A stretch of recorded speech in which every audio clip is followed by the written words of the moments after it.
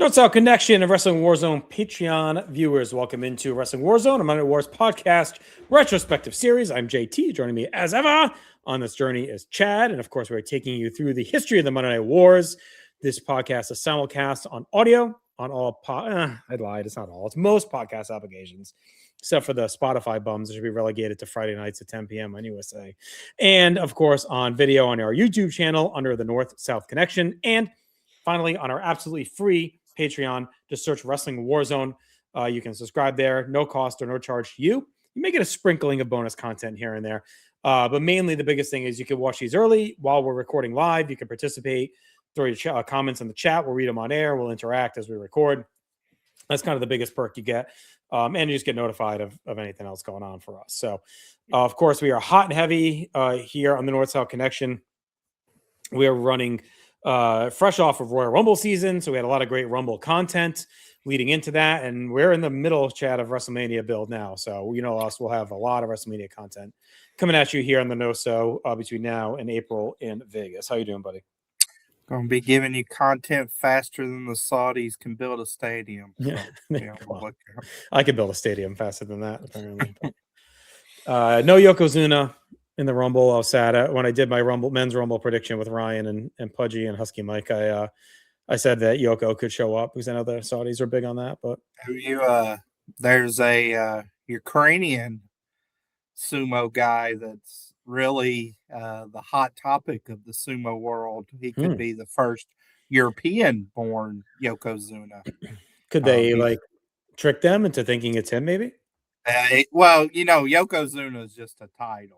No, I know, but could they trick them into thinking? I don't think so. I think he looks pretty Ukrainian from the look of it. But he's won the last two U shows. Just won the recent one in January in the playoffs. So I mean, he didn't even he fled Ukraine in 2023. So his first tournament in the lower levels was right around end of 2023 or 2024. So meteoric rise up the ranks here. So if he wins the next U show, he'll be a Yokozuna more than likely, because usually if you win two U shows, that'll be three in a row. So for sure, yeah, if he wins the next one, he'll be Yokozuna. Right? This seems like great bonus content for the Patreon. By the way, you should bring out a 10 on the sumo. Sumos became a mess to try to legally. Well, legally, I mean, on YouTube before it gets pulled down. They're so protective. It's like New Japan on YouTube, that any official content gets taken down immediately. So you have to find various means to catch the sumo, which is a pain in the butt every U show. But, yeah. All right. Well, Ukrainian sumo talk is done for tonight. We're going to head inside the Monday Night Wars back to 1997. We have a split week, Chad. We haven't had one of these in a while. Yeah. We have Nitro on Monday, and then the first of two editions of Friday night's main event from the WWF. And we'll talk about kind of what that is and why when we get there. But we'll start off on the WCW side with Nitro. This is the August 25th, 97. We're a few weeks out still from Fall Brawl. But we have a pretty infamous episode tonight, Chad. Yeah. This, I think, is one of the ones that you think of if they're running unopposed, they kind of want to have something significant happen on these shows, and they saw an opportunity, and we'll see if they deliver. So they are in Columbia, South Carolina tonight for Nitro. Our regular opening leads us in with Tony, Larry, and Tenay in the booth. Tony lets us know that after the clash on Thursday night, there's no doubt what Steen wants. It's Hollywood Hogan, and he says that now it's up to JJ to kind of come up with that and deliver it. We get a big Larry chant from the Columbia fans here. He does his, whatever with that. And he says the message was not delivered by the Bird of Paradise. So, of course, referencing the Vulture. And then they basically redo the whole last 5 minutes of the clash here, where we see the Vulture. You still had that kind of humming going on, but you didn't have the as much lingering at the end of the NWO on the Vulture, so they did edit that down. And we get the full thing, which I think is smart, because again, you don't know how many people watch the Clash, and this is a pretty big like moment in all this. So I think it Yeah. made sense to do it off the top. Yep. Especially since they're unopposed right now as well. So it's like you got everyone watching. Who knows who watched Clash? Get it out there. I also like the name drops of Darius Rucker and Frank McGuire, by the way, for we're in their hometown. So Yeah, there's a lot of Hootie shout outs as we'll get to tonight. So Gene interview, and he's in the ring there, and we'll get to it. I've been frustrated with Gene. I thought he has a real rough night tonight. So kind of just what he talks about at the beginning. He says like JJ's offered Sting a silver platter of everything in the world. Kind of runs through Curt Hennig, Six, all the stuff JJ did offer him, which we talked about in the weeks before. It did have some sort of progression, but I definitely wouldn't say like Gene makes it sound like Sting's kind of like a dick for not accepting JJ's offer the way he's presenting this. Um, but then Gene says, "Now we know." So I guess he's finally figured it out. I think Gene was the last person to figure it out. Even JJ figured it out before him. But he says we do know that Sting wants what Sting wants, but it may or may not happen. And then we get an interesting thing where he brings out the figurehead of the NWO, Eric Bischoff. So we get like Gene doing a scheduled interview with Bischoff, which I don't really think we've had since the NWO came on the scene of like no, I don't think Gene so. interviewing. So that's a little strange. Big boost for him. Larry says, "Figurehead, the Vulture has a better head than Bischoff." As Bischoff comes down the aisleway, Tanay says he doesn't think we'll get much truth from Mister Sincerity or Sincerity. Tony says that they hate him in Colombia, and that would be an understatement. Eric immediately tells Gene to shut up. And he says, JJ Dillon should have learned from me that sometimes you don't want to give ultimatums because they can bite you. By the way, JJ, bite me. It's just too bad the WCW ship is going to have to sail without the Stinger. What are they going to do now that the Birdman has flown the coop? JJ is at the headquarters of WCW in Atlanta on the phone, so they get him on the horn. And JJ says before Eric starts prematurely celebrating that he may be jumping to conclusions. Now, there was a deadline at the Clash, but we all just saw what happened. And in the immediate aftermath of that, the viewers lit up the switchboard saying that Sting had spoken. And we heard him loud and clear, and he is now committed to somehow signing a match between Sting and Hogan. So a huge cheer erupts for that. Eric starts freaking out, screaming, "No way. It'll never happen." You can tell JJ or Ted Turner that match will never happen because he says so. Hogan has movies to make, appearances to make, and is the most important man in this industry. He calls JJ a fat tub of goo, which I appreciated. Then he says if Hogan wanted Sting, he would take him like that because he put Piper out of wrestling. He's beaten up Luger and the Giant, and you all know that to be true. Now, while this is going on, Sting walks down the aisle, so we don't get Sting repelling or up in the rafters. He actually comes through the entrance uh, again for I think the first time since he disappeared. So he walks down the aisle, gets into the ring. We get a huge pop from that. Gene says, I'll let Sting know what all you said about him, Eric, next time I see him," kind of sarcastically. Sting grabs Eric. Eric drops to his knees. He holds open a Hollywood Hogan shirt. He puts it over Eric's head and then kind of kicks him over, basically embarrassing him. And then he grabs the shirt and stuffs it in Eric's mouth. And then we get a very close camera shot to see Sting smiling slash smirking that Tony calls out. So this is our first Sting smile or positive emotion, I guess, in about a year, which the crowd really erupts for too. And it's a big moment. I mean, it sounds kind of stupid reading that out, but I remember at the time it was like, oh crap, Sting smiled. So I thought everything here was executed pretty well once Eric came out. He had nuclear heat. And really, Eric's been doing a lot of the work here because Hogan's been nowhere to be found since Sturgis. So And these last few weeks, Eric's kind of taken the heel role as, I guess, the spokes, the mouthpiece for Hogan, and kind of carried this feud escalating. Which I guess makes sense. I mean, Hogan's doing the movie, and also the match isn't imminent. Like, so it's No. like, if you're filling time, it's fine. Like, don't use Hogan here to save him when you're doing the match. This is red hot. I mean, the crowd was super into it. We get some movement on the angle. Everyone nailed their part. So that was really, really good stuff. It felt like this is a coda to the Clash. Like, again, for, we did we had the big moment at the Clash, did it that audience, and it's like, okay, just in case someone didn't see it there and they didn't get the point, like, let's kind of rerun something similar here where Sting is very fucking direct, with what he wants to be, and he sends a message through Bischoff. So there's zero question mark in any way at this point what we could possibly want from Sting.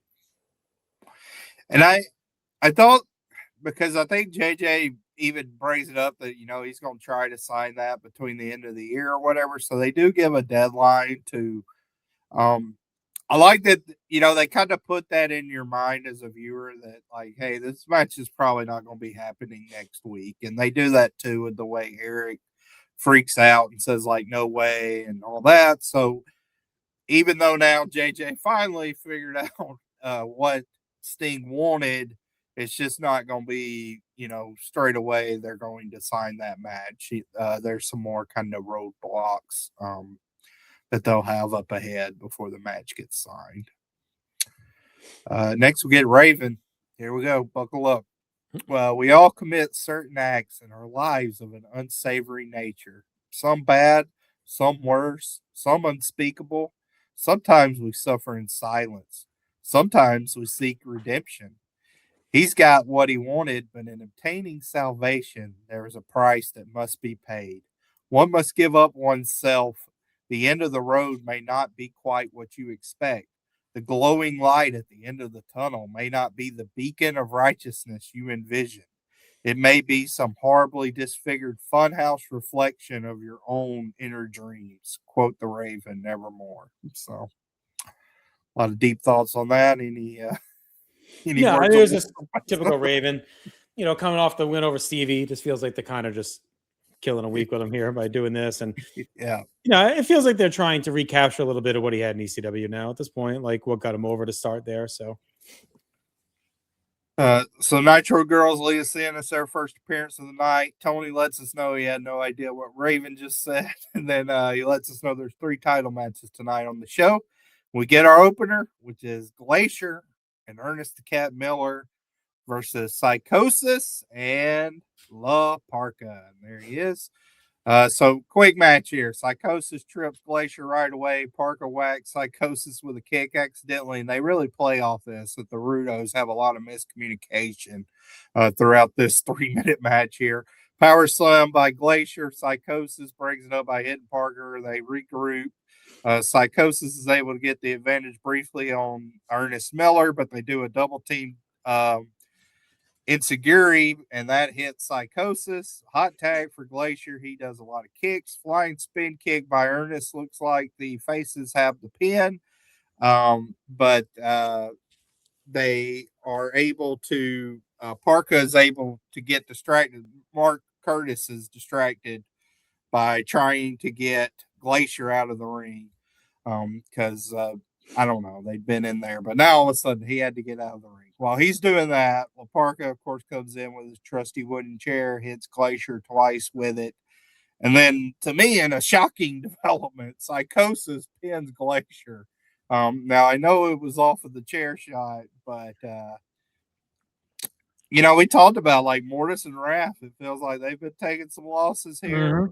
But really, I mean, for Glacier to take a pin right here, like, how far has he fallen since the beginning of the year? So, I mean, I went 1.5 stars here. This is legit like a 2-minute match. It had some decent energy, but to me, the real takeaway was the shock of Glacier getting pinned.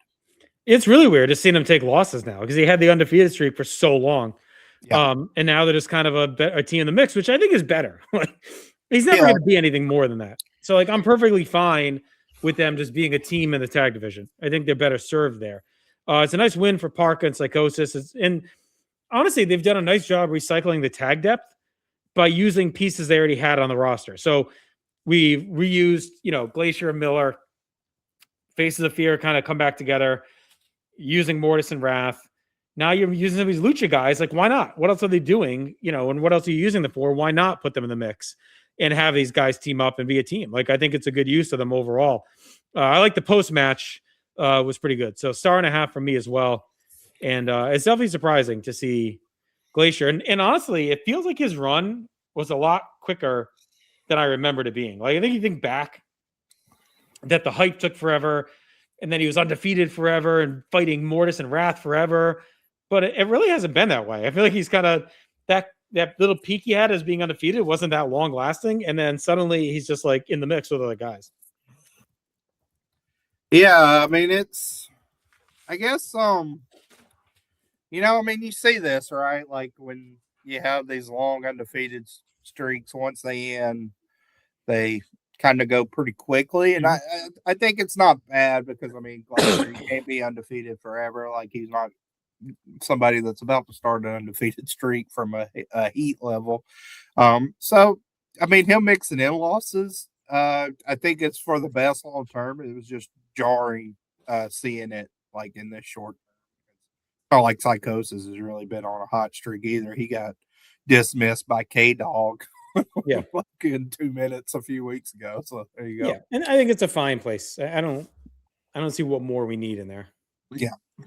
So Ultimo comes out to protest that this was a shoddy finish, but Silver King gets into it with him, and then we end up getting a Parka Psychosis beatdown of Ultimo with Sonny Ono getting some kicks in. Then we get a big brawl with Ernest and Glacier coming back. They have a dive sequence, and Ernest Miller hits a big dive as we head to break. So kind of a chaotic ending there as we go to break. We come back from break, and it's the match, Ultimo Dragon versus Silver King. Ultimo's kind of getting up to his feet as we come back from break right as the bell rings. Mm-hmm. Silver King attacks him, hits a big kick. We get our Tenacious Shield of the on-sale dates. Fairfax, Virginia for an arena show on September 26th. Said you could meet Deborah and Jeff Jarrett. Sounded like, now I wasn't familiar with this store. I don't know if this is a Northeast or what. I wrote down Camp Meal Records. I don't know. No, that is one I don't have for you. I don't know if that's regional or must be a regional record place or something. Yeah, one off or what. Then Baltimore Arena, September 27th. You can meet Flair at the Baltimore Arena lobby on the on-sale date there.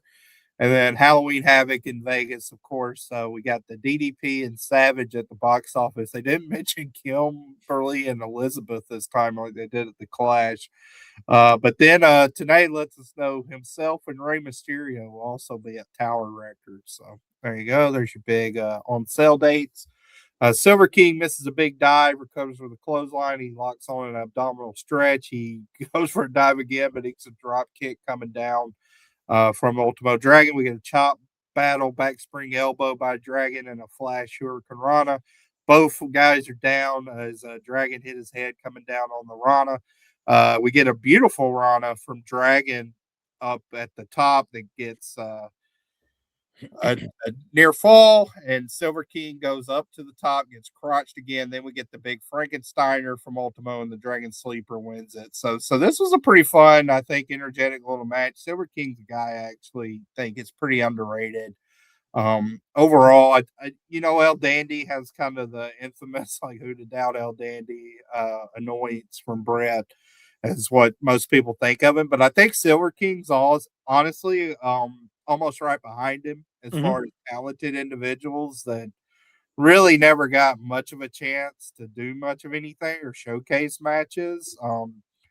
I think does he have like a cruiserweight title coming up on one of these? Maybe, but I'm not sure.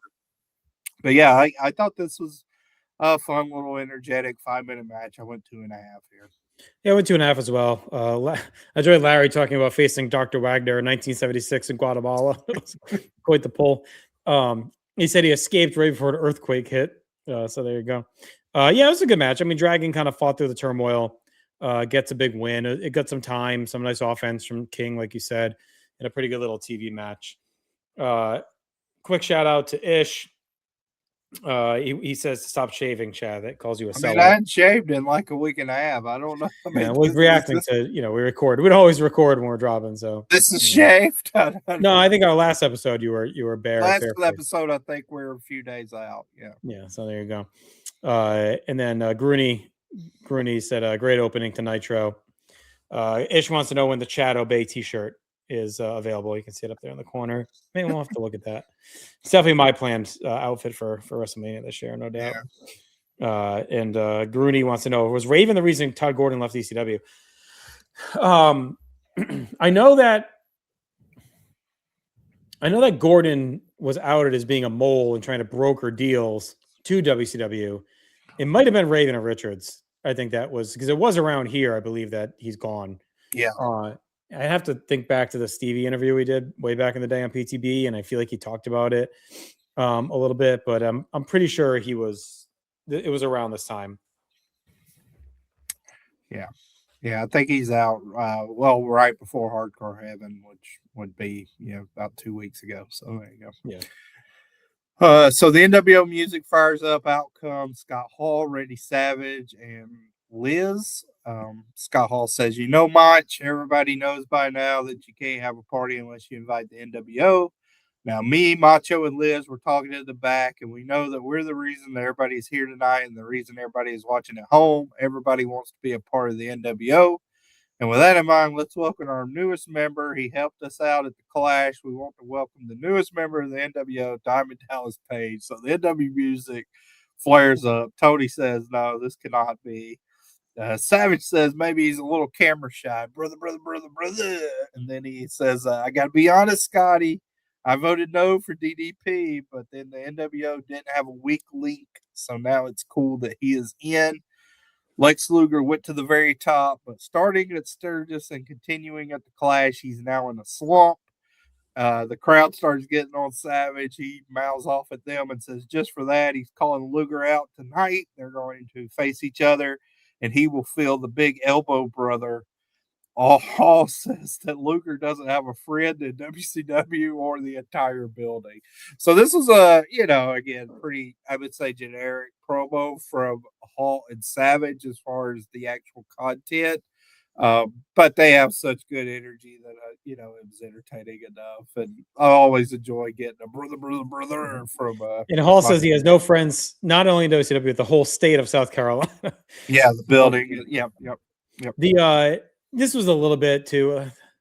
They're really edging here with these dumb commentators. Like Tony Lariel shocked when they say the DDP's come and go. What? Like, well, I think Tony did good here, though. I don't know. They both act a little shocked. I don't think so. Because they were like, no, this. They both said. Tony literally said, "Here, this cannot be." So, yeah, but he says it in a way that's like, don't tell me this is true. I disagree here. I thought this was actually one of NWO's been running the same play for a year and a half, and they still so this I thought was growth from Tony and saying no way. Like now, fake Sting comes out again and they're duped, then yes, but I side with Tony's reaction on this one.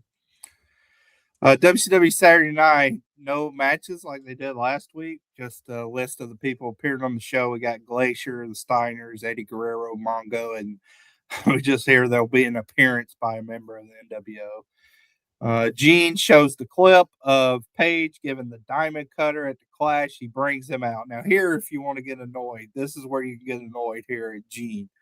Because Gene is again instigating that he wants to hear it straight from his mouth. Did he do this on purpose? Was this a big ruse, etc., etc.?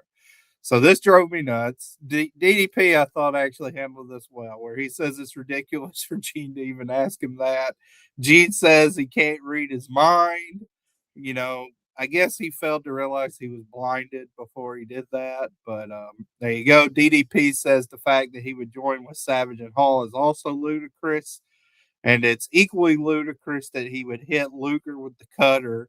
And then Gene, again, I guess he did not watch the match because he's like, did you hit your head? Were you blind? I mean, that's the worst part of it. The only person who should be confused is Luger because he didn't see it. Everyone else in the fucking world should know what happened. So there should be no mystery about it. This is where I'm annoyed because Gene for sure should know he was blinded.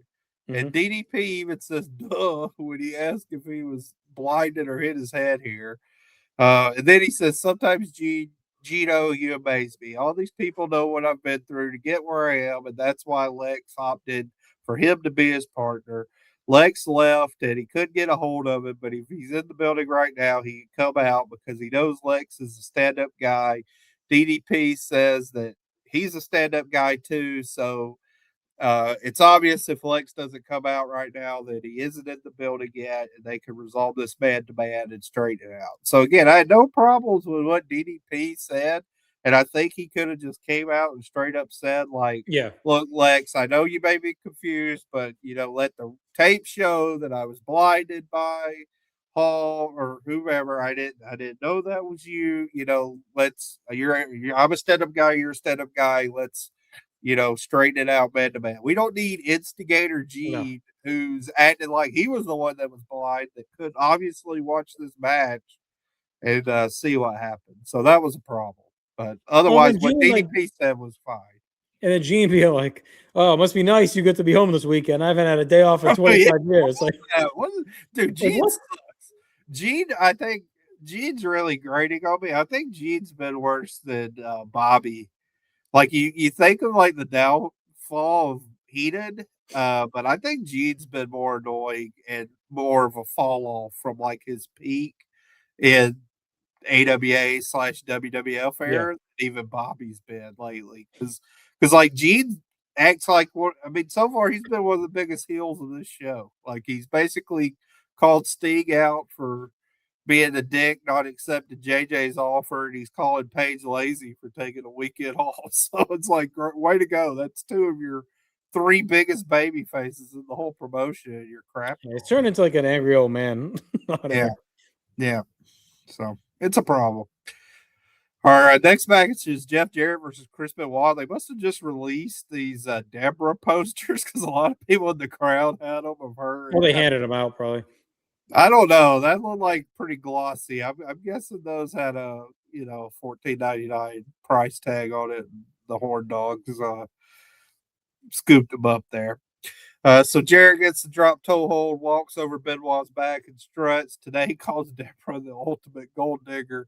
Some big drops from Benoit, drop kick for Benoit. Jarrett bails the outside. Then on the outside, Deborah runs some interference. Jarrett slugs him. Jarrett goes for the figure four, but Benoit's in the ropes. Bat suplex by Benoit, but he misses the diving headbutt. On top, we'll get the superplex, but Jarrett's able to kind of cradle him right off of the superplex attempt and get the win, which they kind of act like a surprise, and it was like Benoit was dominating throughout most of the match. So this was again a quickie. Probably 3 minutes, but a whole lot of energy here. Some nasty shots from Benoit. I thought Jarrett, his stooging healing's been spot on. So for a 3-minute match, this was one of the better ones I think you could see. I went 2 3/4. Yeah, it was a great sprint. Benoit on fire. The crowd was right with him. And a good finish, too, with Jarrett stealing the clean win with some help from Deborah in the beginning. You give this another 8 to 10 minutes, and this could have really ripped. This is one we could have – I know we had other stuff going on with Jarrett or whatever, but this could have been a great clash match, too, because it may have a little bit more time. But as is, it was really, really good. And 2 3/4 for me. And Jarrett continues to be very underrated, I think, in this run. Historically, when you look at it, and even though I know it's coming to an end sooner than later, which is crazy because he's like really hot. But to me, that's the story of Jeff Jarrett's career. Every time he's at his hottest, he fucking seems to vanish. So we deal with 2 years of boredom. He gets hot and then he leaves. It's usually the trend.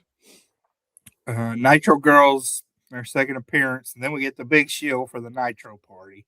So they finally kind of lay it out that, if you submit your stuff in, they give the address again. They say once every 3 months, there'll be a grand prize winner, and they get the Nitro Girls, Mean Gene, and Wildcat Willie coming to their Nitro party. But we also see like the weekly winners, some of the swag you get. There's a hat they put on Gene. Gene says he can use it at the golf course. There's like thumb wrestlers, which I don't even know what the hell that was. Like these little thumb wrestlers. You never had any thumb wrestlers back in the day? No, Yeah, I you're too never young. had those guys. I had the stuff you Those could are big in the actually put 80s. your thumb in. Yeah, they were big in the 80s. It was like, you know what thumb wrestling is, right? We do the Yeah. So like they would go on your thumb and then you would have them fight or whatever. Like it was But big. It was these, like a I big 80s guess play. you would just, did you tape them or glue them or what? No, 'Cause there's a they were hole. It was just like a puppet. There's like a hole Oh, in the yeah, back, and you would slide it on your thumb, and then Okay, you would like these, move them around like they were like little I rubber guys. when they held these up, these look too flimsy for me to even have that. It looked like it was like a little paper you cut out or Yeah, I something. missed what these looked like, but I that's got what the thumb wrestlers were like back in the day. Yeah, okay. So Uh, basically, they just show all the swag there. Yeah. Gene shouts out, he says, Nitro parties are trends at colleges, frats, and sororities, as well as his friends Peter and John Nigerian at the Chicago Board of Trade, who also have weekly parties. It's so funny. It was like vintage Gene. Like, who fucking cares? I did a good job overall showing this out. Like, it's horny Gene with the Nitro girls. That's his lane. Stay there. Next, we get a tag match we're really been anticipating. Had the first version, I guess, on WCW Saturday night, but we get the return match here. Because it's the Faces of Fear versus Wrath and Mortis. So Barbarian and Wrath start and slug it out. Vandenberg trips Barbarian. He chases after him on the outside. Wrath's on top, hits a flying clothesline. Tony lets us know for War Games, it's going to be a WCW team to face the NWO team, but we don't know who's on each respective team yet. So they're really kind of, I would say, dragging their feet a little bit on like fall brawl announcements where I mean now at this point we're 3 weeks out and we still don't have the actual teams for the main event. It's just War Games. So it feels like that's they're just banking on War Games carrying the fucking show and whatever else, you know. Very weird I would say marketing strategy there, but Wrath misses the middle rope elbow. Barbarian hits a slam. Faces of Fear gives some stereo middle rope headbutts. Mortis breaks up the pin on that. Big power bomb by Ming to Mortis. Ming punches down Wrath in the corner. And Barbarian hits a front face kick. And it does kind of, instead of a Russian leg sweep, he does a forward sweep, which looked pretty nasty there. Crossbody block by Wrath, which looked real good. And we get a tag to Mortis. Mortis gives some kicks to Ming in the corner, hits a spin wheel kick for 2. Ming goes for the powerbomb 2 again, and Mortis is able to reverse that into a leg drop on the way down. All 4 guys go in there now, and Mortis dives off the top rope, but right into the tongue of death. Which ends up getting a pinfall win from the Faces of Fear off of the tongue of death. So, I was really looking forward to this one. Maybe I might have built my expectations up too much. I thought it was a fine like TV match. It wasn't the like great slobber knocker that I thought they probably are capable of if they were like an opener on a pay-per-view, kind of like a Fire and Ice Steiner Brothers type deal. Yeah. But as a Nitro match, it was fine for 5 minutes. I went 2.5 here. Yeah, I had some fun Haas energy with big heavy strikes, some power moves. Teams draw even in their feud. Give me one more on pay-per-view. Give it a little extra time and a little bit more brawling and see if they can go next level. Like, stick it on fall brawl with 12 minutes or something. Let them really wild out. Give them a no DQ or tornado stip or something and just let them rip. So 2.5 for me. Definitely, I think we've built it up a little bit too much over the weeks, but still, like even looking forward to a match like this, that's good on them. So. Yeah. So Wrath and Ming brawl is hour number 2 starts and the pyro fires off, which was a nice kind of moment of continuity. Tony lets us know again there's 3 title matches in Luger Macho to come as we head to break, and we come back for break. Here we go. Where Mean Gene's in the ring and he brings out the Horsemen, and then, like an idiot, he announces all the Horsemen as they come down the aisle, including the return of Arn Anderson, even though he does not walk down with him. Again, a worse to me, like easily a more egregious gaffe than Bobby saying whose side is he on, like in retrospect, because now, like, he's legit spoiled what is a return. Like, he just sucks. Like The only thing I it's can awful. say is it wouldn't shock me if the plan was for Arn to come out and they told Gene that and then decided at the last second, let's have Arn come out. Like only because it's WCW, like it's in play. But Gene should have looked and made Yeah, sure before he said it. Either way, even if they did change it last second, whatever it is, like look and make sure he's coming out because you know it's a big deal. yeah. This felt like Gene thinking he had to filibuster while they walked Yeah. out. He just didn't need to. Like, and he introduces everybody as they're already out. So Just yeah, say, open ladies your and eyes, gentlemen, dude. the horsemen, Yeah, and let him come out. it's just awful. So Flair says, "Me and Gene, let's cut to it. Let's get Curt Hennig out here right now. Either he's a horseman or not." Out comes Curt Hennig to a nice chorus of boo. Flair says, "We got to have an answer tonight." When Hennig gets in the ring, he says, "Curt, we waited for 2 months, and tonight on Nitro, we want an answer." Curt also, of course, says he would love to give him an answer to him and the Horsemen, but he's not quite ready yet. Tony is appalled on commentary. He says, "This is unbelievable." Flair says Curt is a special man and athlete, and for that, he gives him special consideration, and he anticipated he might get that answer tonight. So he brought to town his best friend, the enforcer. So that brings out Arn Anderson. The crowd erupts with that. Arn gets in the ring, and then he says to get a response like that means much more with what he's got to say. He was an average a guy with size and speed, but he parlayed that into a successful career on sheer will alone. But another reality is that 4 months ago, they took 4 vertebrae out of his neck. His left hand is too weak to hold a glass, too weak to button a button. He thought in his mind he would overcome that through sheer will once again, but he's come back a long way, and he had something happen at the gym last week that was a cold slap of reality for him. Somebody slapped him on the back, asked Arn how he was doing, and it sent a jolt through him that he dropped the water he was drinking, and his whole system shut down for a second. Arn says it became crystal clear that the drops that were leaking out of that water bottle, the symbolism that was involved, it was like someone had turned an hourglass over and the sand was running out on the career of Arn Anderson. Not only do I put myself in a suicide situation by trying to wrestle again, I endanger these men's careers and I respect them too much to do that. I'd rather walk away if I can't be the enforcer to my best friend, Ric Flair. Flair's in the background, in the camera angle, tearing up and all Mm-hmm. this. Orange says, for everyone that brought a ticket to see him wrestle, whether you loved him or hated him, you knew that when the bell rung, you got all that he had for that night.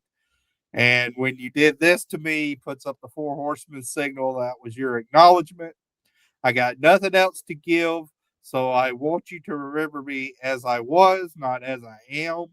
But being the man that I am, my last act is one last challenge to you, Curt Hennig. It's not a fight. You are something special. Your skills and maturity make you something special. And his challenge to you, Curt, is to stand beside my best friend and lead these two men back to the glory and prominence the Horsemen first had.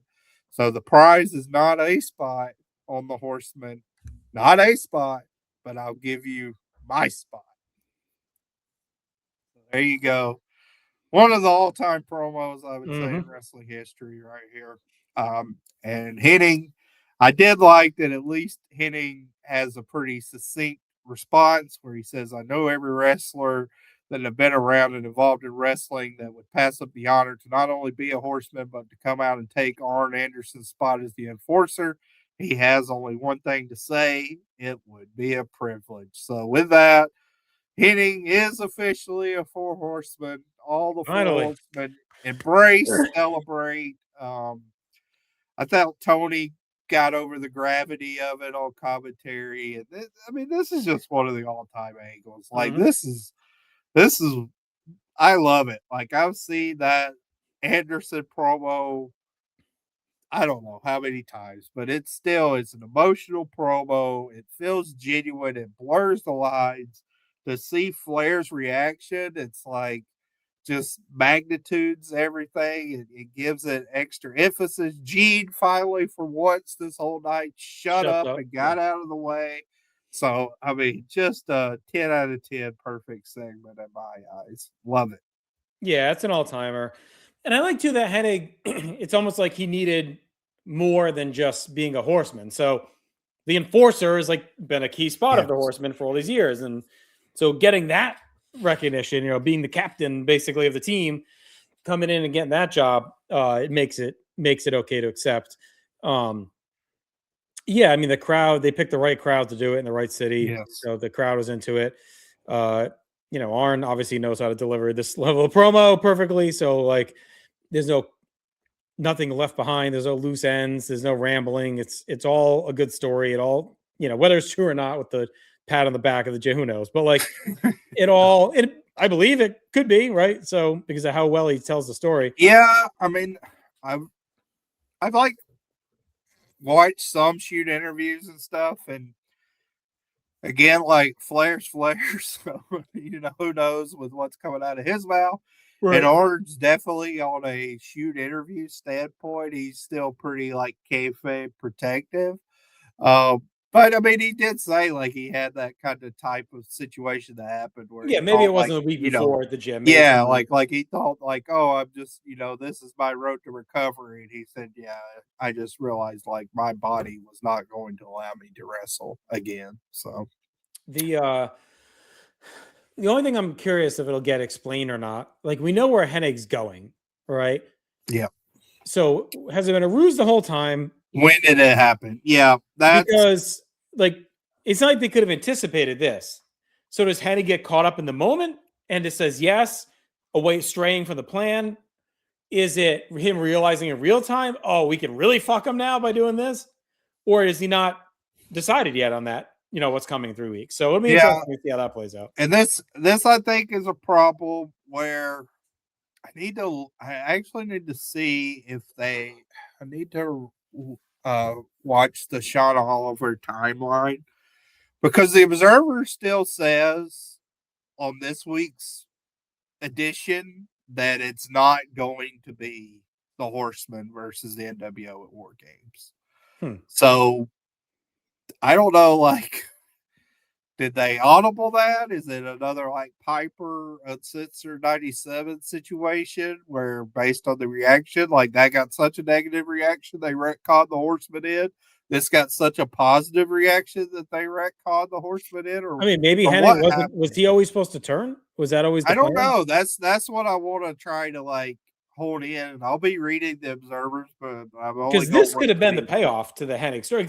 You would think the payoff is the turn to him delaying and delaying and delaying. Yeah, but this is a perfectly fine payoff too. If he just stays with the Horsemen, yes, it still and works, it feels like it makes sense. Like they're a bona fide unit now, and he fits a role there. So yeah, it's kind of interesting because I mean, what you get next week is also legendary, and then I think the turn is also remembered. But it's like, wow, like I mean, this is such like a feel good moment that you don't have a whole lot of.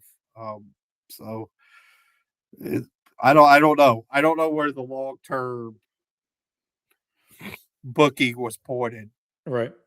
That's interesting. You would hope it was kind of road mapped out, but just from hearing that it wasn't Horseman versus NWO, or at least that's what was being fed today. So again, like grain of salt, but you know, he's been pretty spot on, I would say, with his reporting at 97. And he kind of has a lot of his guys in pretty nice positions right around this time. So I don't know. That leads us to our first title match of the night for the U.S. title, Eddie Guerrero versus Mongo. So Eddie stomps right away as he gets in the ring, gives a drop toe hold and a drop kick on the floor. Eddie taunts the crowd, says, I can't hear you. Eddie's just raking away, being a nasty prick. He tries to give Mongo, I mean, he ends up giving Mongo a tornado DDT. This is one of these botches, though, that looked so ugly and nasty that it looked brutal. Yeah. like Mongo's head just goes like flat right into the mat.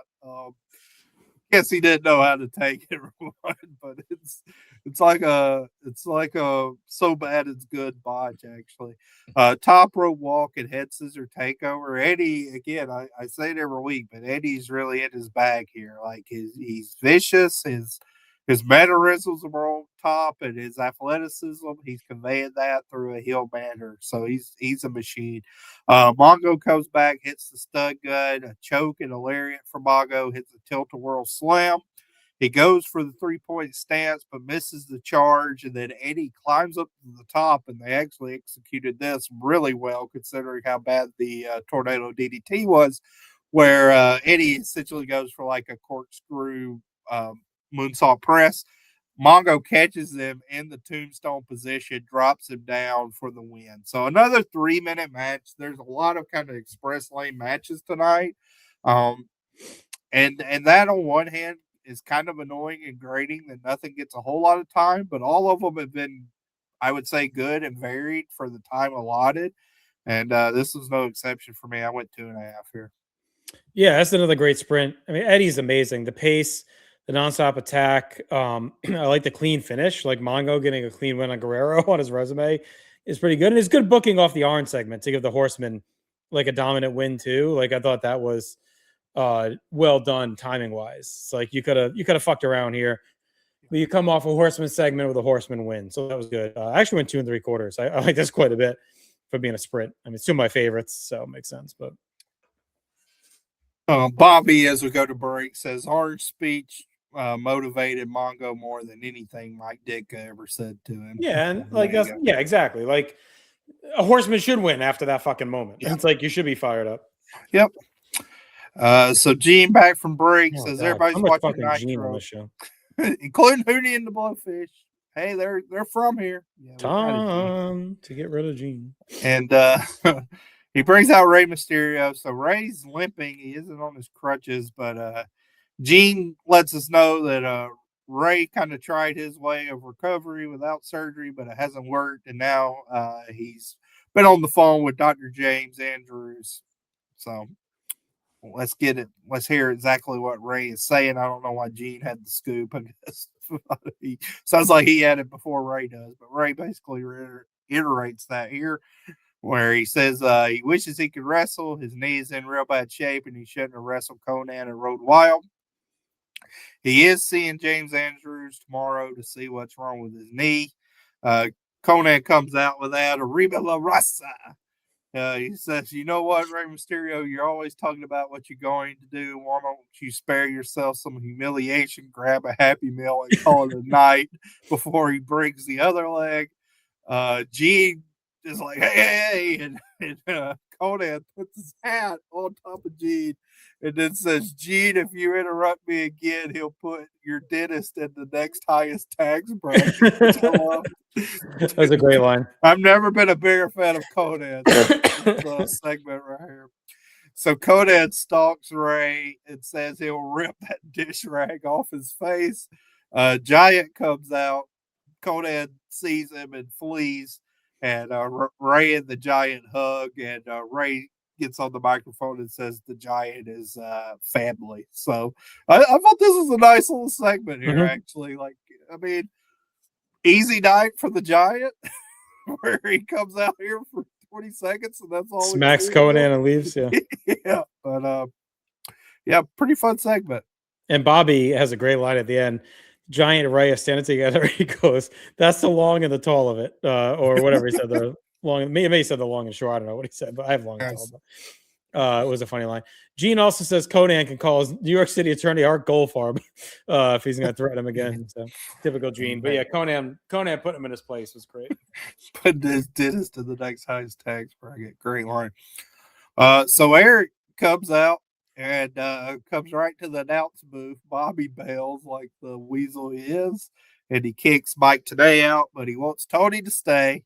So we got Tony and Eric in the booth. Tony pops off some jokes about Sting. Eric reiterates for Larry that it's 50 feet, that he has to stay away. And Bischoff gets a fat joke in on Tony as well. Yeah. And Bischoff just kills Tony with the fat jokes throughout the next few seconds. Fat boy. We get some F chants as well from the crowd. For Eric, nice. Yeah.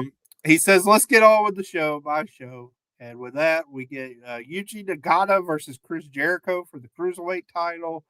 I don't know, like in the post-network era, it's tough to differentiate, but whatever the music was they had for Nagata, it wasn't what's on YouTube. It's his theme. So I don't know if this was a one-off or a generic, like dub theme. It was bad, whatever it was, whatever they decided, either in the original broadcast or with the network dub.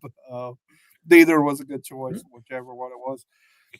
Bischoff says there's no way Sting's getting a shot at Hogan. He hasn't wrestled for a year, and who has he beat? Which I think is a good strategy. Like I think, like from a heel standpoint, like this is something good for Bischoff to say. Like it's weaselly, but it makes sense. Like, and then you can have the counteraction with that, like Hogan having to defend his belt. Which again, they mentioned that, and now like we're coming up on 30 days, and he's nowhere to be found. He is doing those house shows, but that was a problem. But this, I think, is good deflection tactic by here. Eric says that Nagata is a little beefy to be a cruiserweight here. We get a back kick from Nagata to Jericho. He asked the truck to get the Hogan Fear Sting side off of the screen there.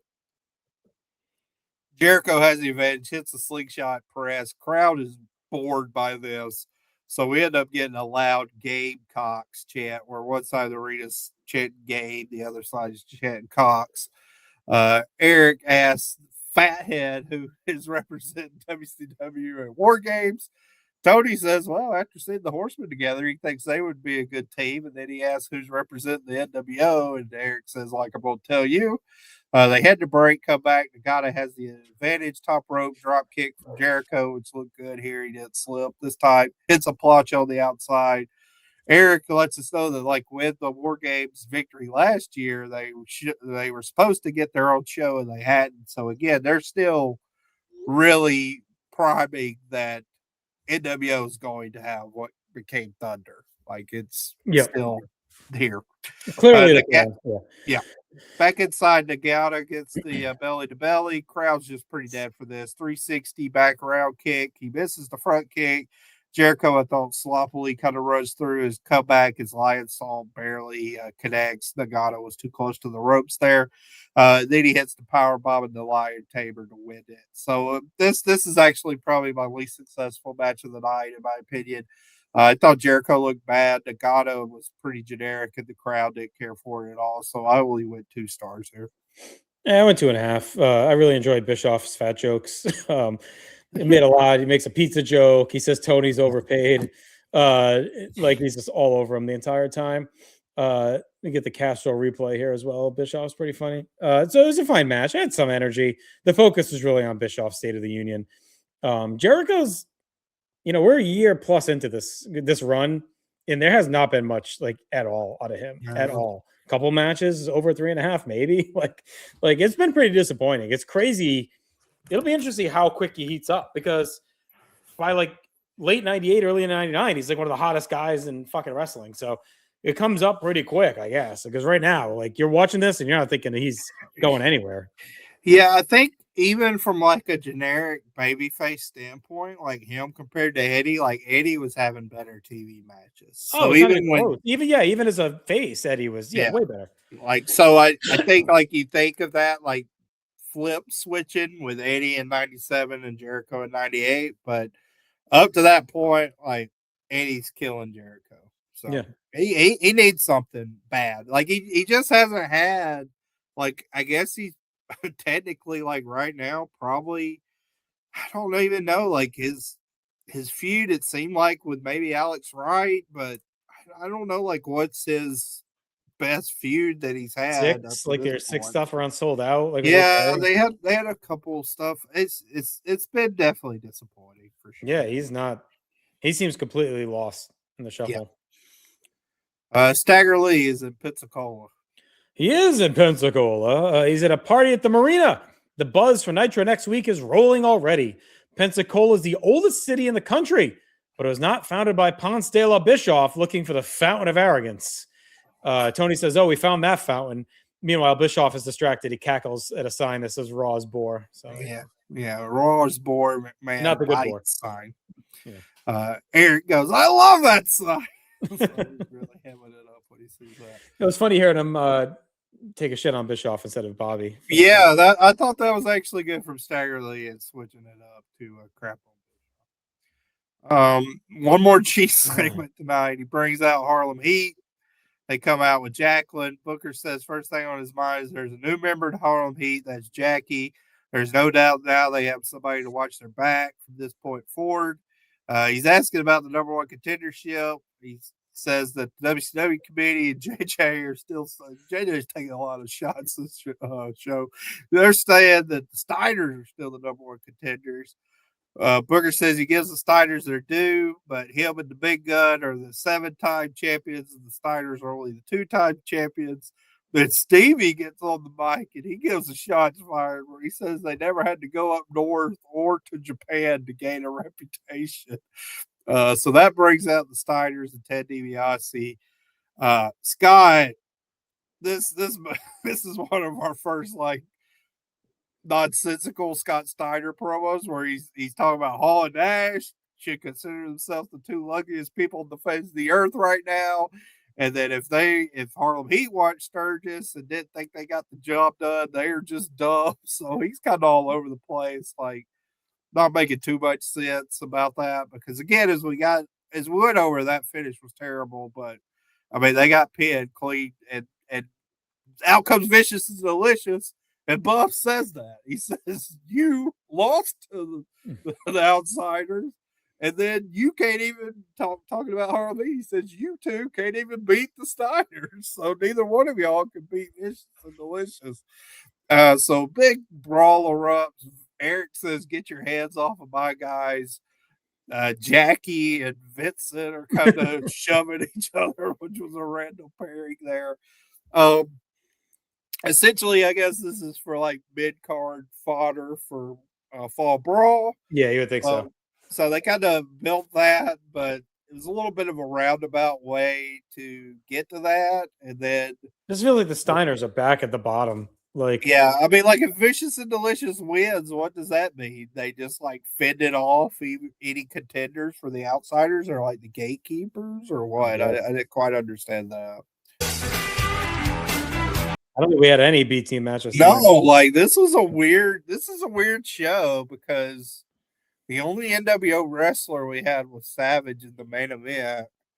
I mean, Vicious and Delicious, they've been wrestling on every show. They're always here. Last month, so Conan too usually wrestles. Very strange, yeah.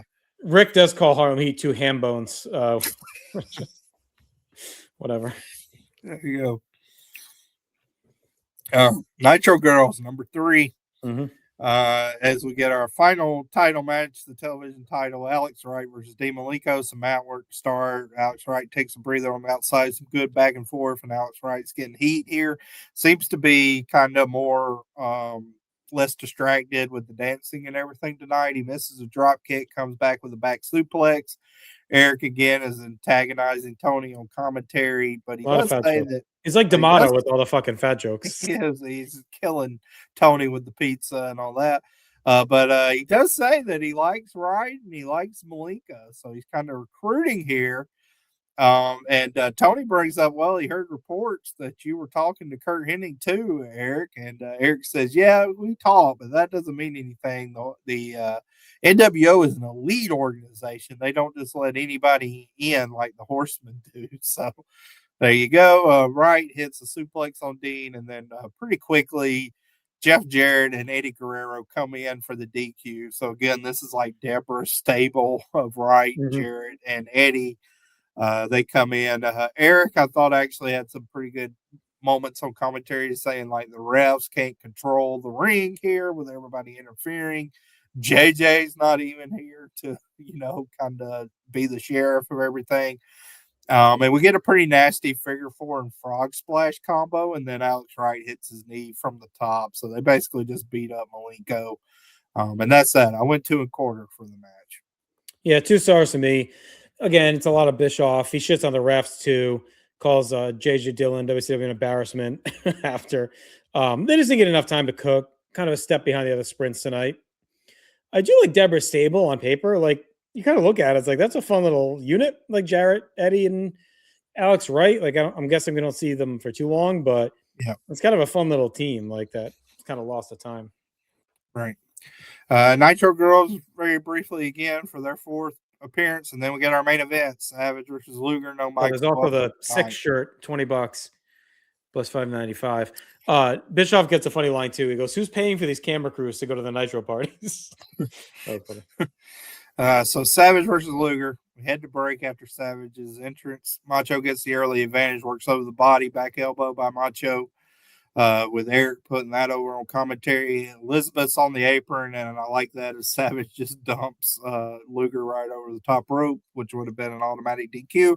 Savage sends Lex into the steps. As we talk about, Savage is really like a garbage brawler around this era, and he really emphasizes that here, where he just attacks on the outside the whole time. I thought Luger was selling the attack well.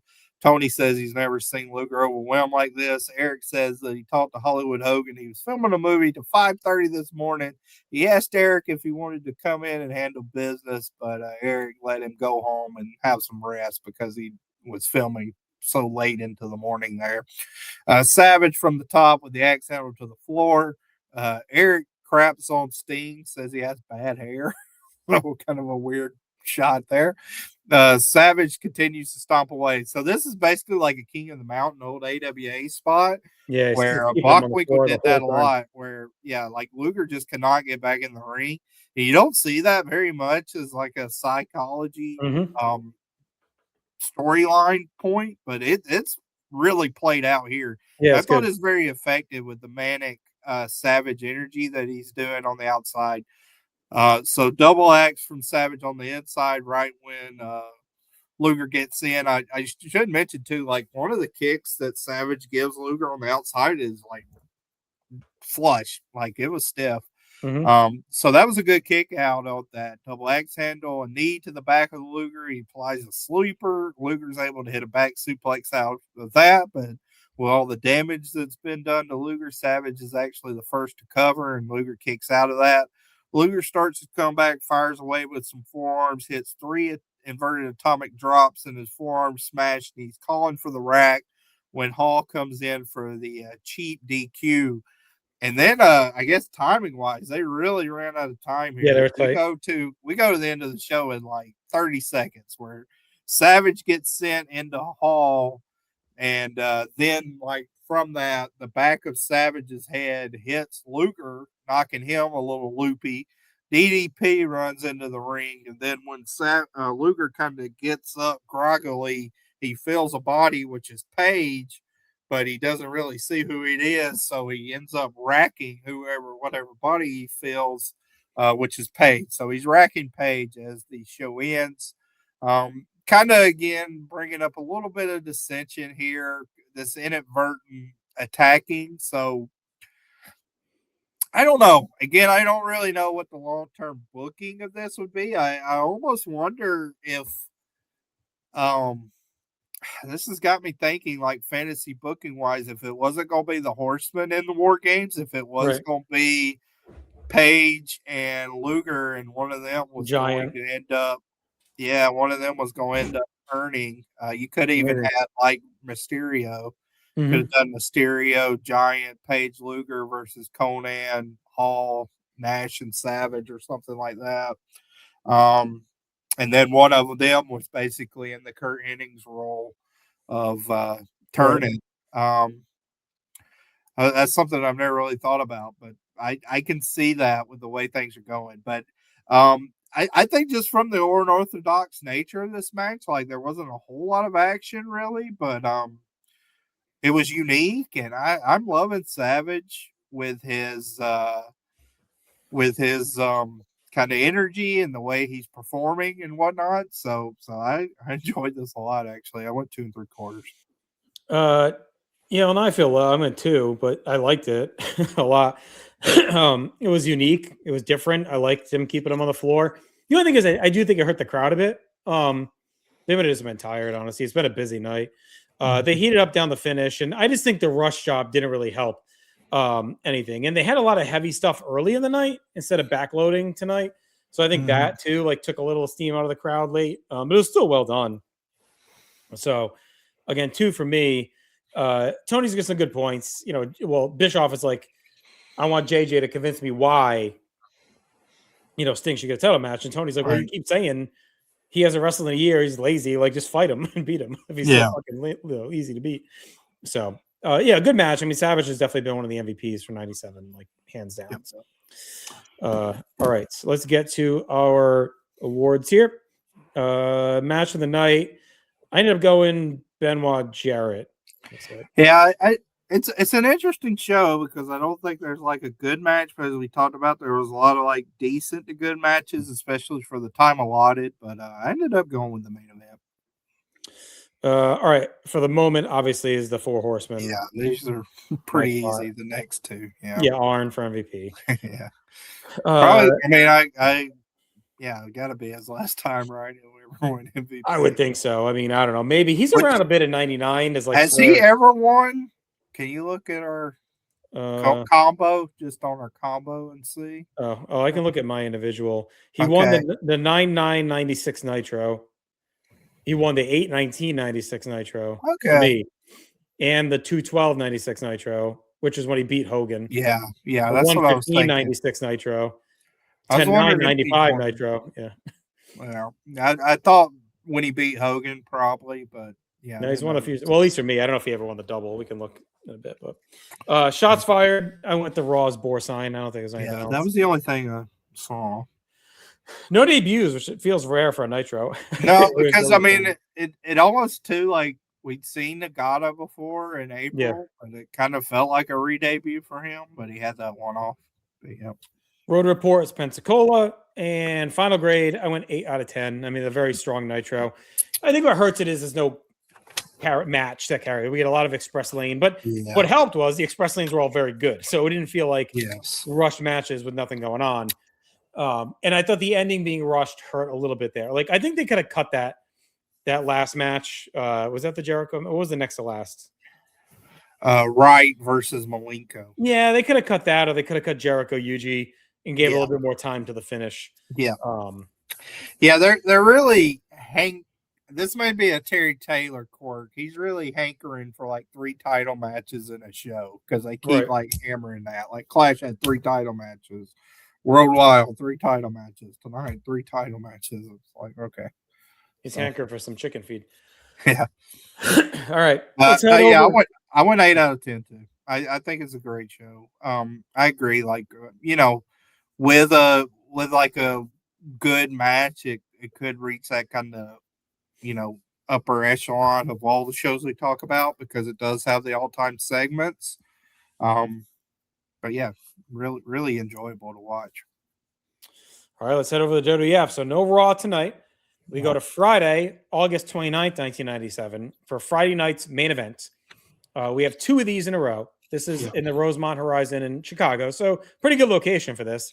But they're both taped. I believe, was it taped earlier in the week? I think it was. Yeah, I looked at that. I want to say it was actually taped even later, like earlier, like almost like 8/19 or something. Yeah, crazy. It might have been after the last Raw. I can look at that. Yeah. I can look at that while you look. But so they're both pretty stale because next week we get another one, and that's the night of this one later in the night. So this is kind of a classic old Raw canned / like old Science main event canned late in the night where they front load early in the show and then it tapers as you get later into the night. Yeah, so this one particular, again, reading the Observer, this one also, it was on later, and then Pete Sampras's match was long, so this even got delayed like 40 to 45 minutes, it said, beyond when it was supposed to start. So I think it started like 10:45 or something. Yeah, I think it's supposed to be 10 to midnight. So it starts at almost 11. I know I watched them and taped them. So I don't think I set the VCR. I think I was watching it live at the time. But we talked about it last week, or 2 weeks ago, 2 episodes ago, that Raw was essentially the go home for Ground Zero, even with 2 more weeks to go. Because like they had to know how many people are probably tuning in for these friggin' things, especially next week, which is just at the ass end of this taping. So they definitely front load. They definitely kind of roll the back end stuff out, knowing it's midnight and we're losing viewers. Yeah, they taped them August 23rd, so almost a week. Like it was the Saturday night before. Yeah. Okay. But then that means the second one, it was like 13 days from recording to when it aired. The only positive of that is it's like a day and a half before Ground Zero, so there's some hype around it, but it's so canned and stale. The positive is putting it in Chicago. It's like at least in a good city with a decent crowd. You're not sticking it somewhere worthless. All right, so we start with Jim Ross. He narrates highlights of Sean's bloody chair attack from the 11 days ago on the last Raw. Both guys are here tonight. Get our opening animation inside the Rosemont. The crowd's fired up. Jim Cornette welcomes us to the show. So he is announcing along Jim Ross. We haven't heard him in this role in a while. Yeah.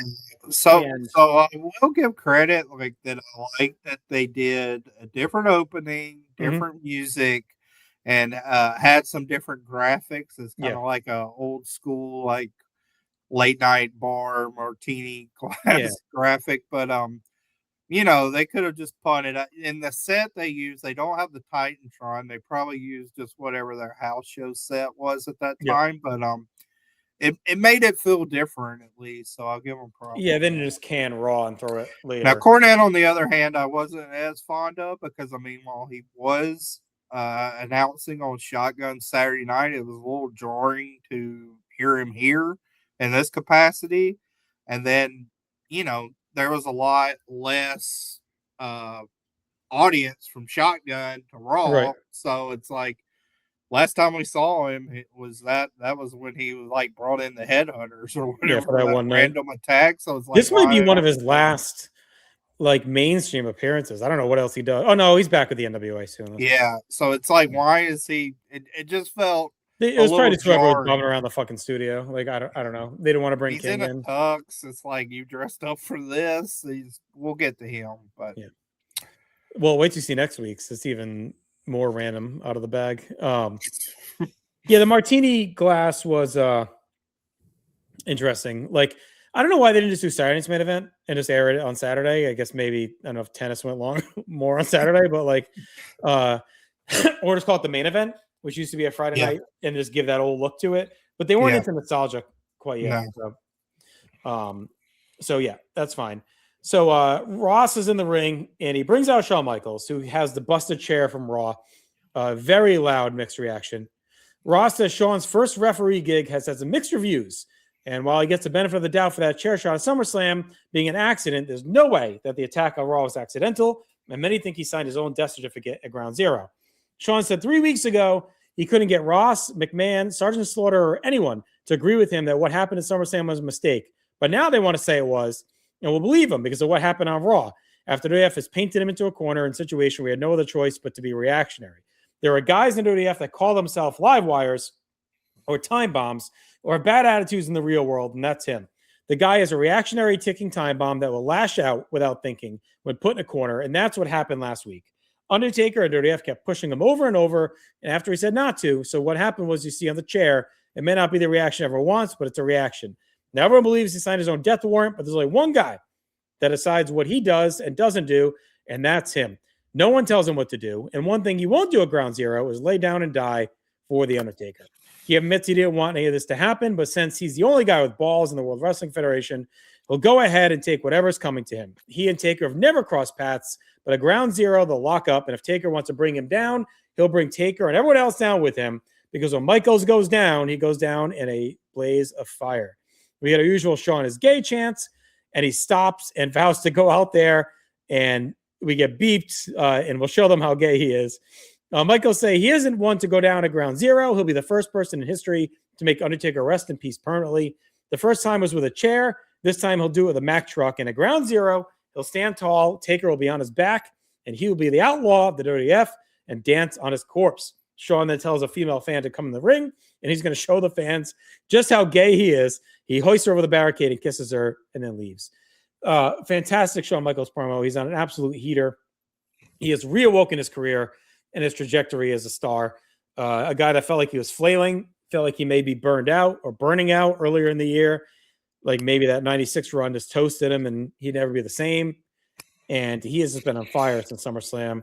It sucks that this promo is kind of lost to time on this show that never gets, because when you look at the Raws when they're on the Cock or the network or wherever they're going to be long term, these never get lumped in. I don't know if they show this at Ground Zero. I'm guessing not. So like, unless you're really completionist and you're looking for this stuff, like you probably never really seen this promo, and it's just really, really good stuff. Yeah, this is my favorite of his heel turn promos, and I've liked the other ones as he's made.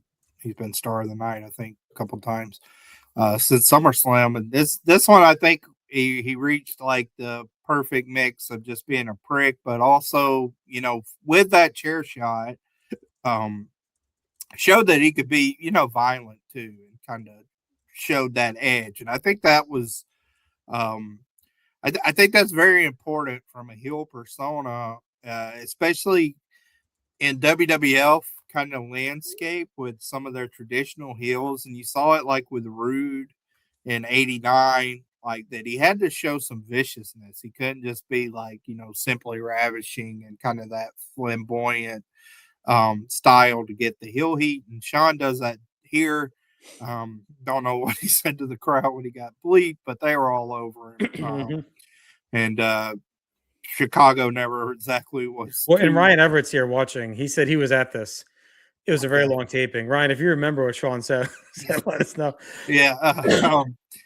Yeah, I mean, Chicago didn't even really like Sean too much when he was a full-fledged face, like at WrestleMania 13. So it was a good market for him to get this heel heat. And I think he did a good job putting over the match. Like he it's very Sean-centric, right? Like it's a lot about him, but he's a narcissist, so that kind of works from just like a macro level.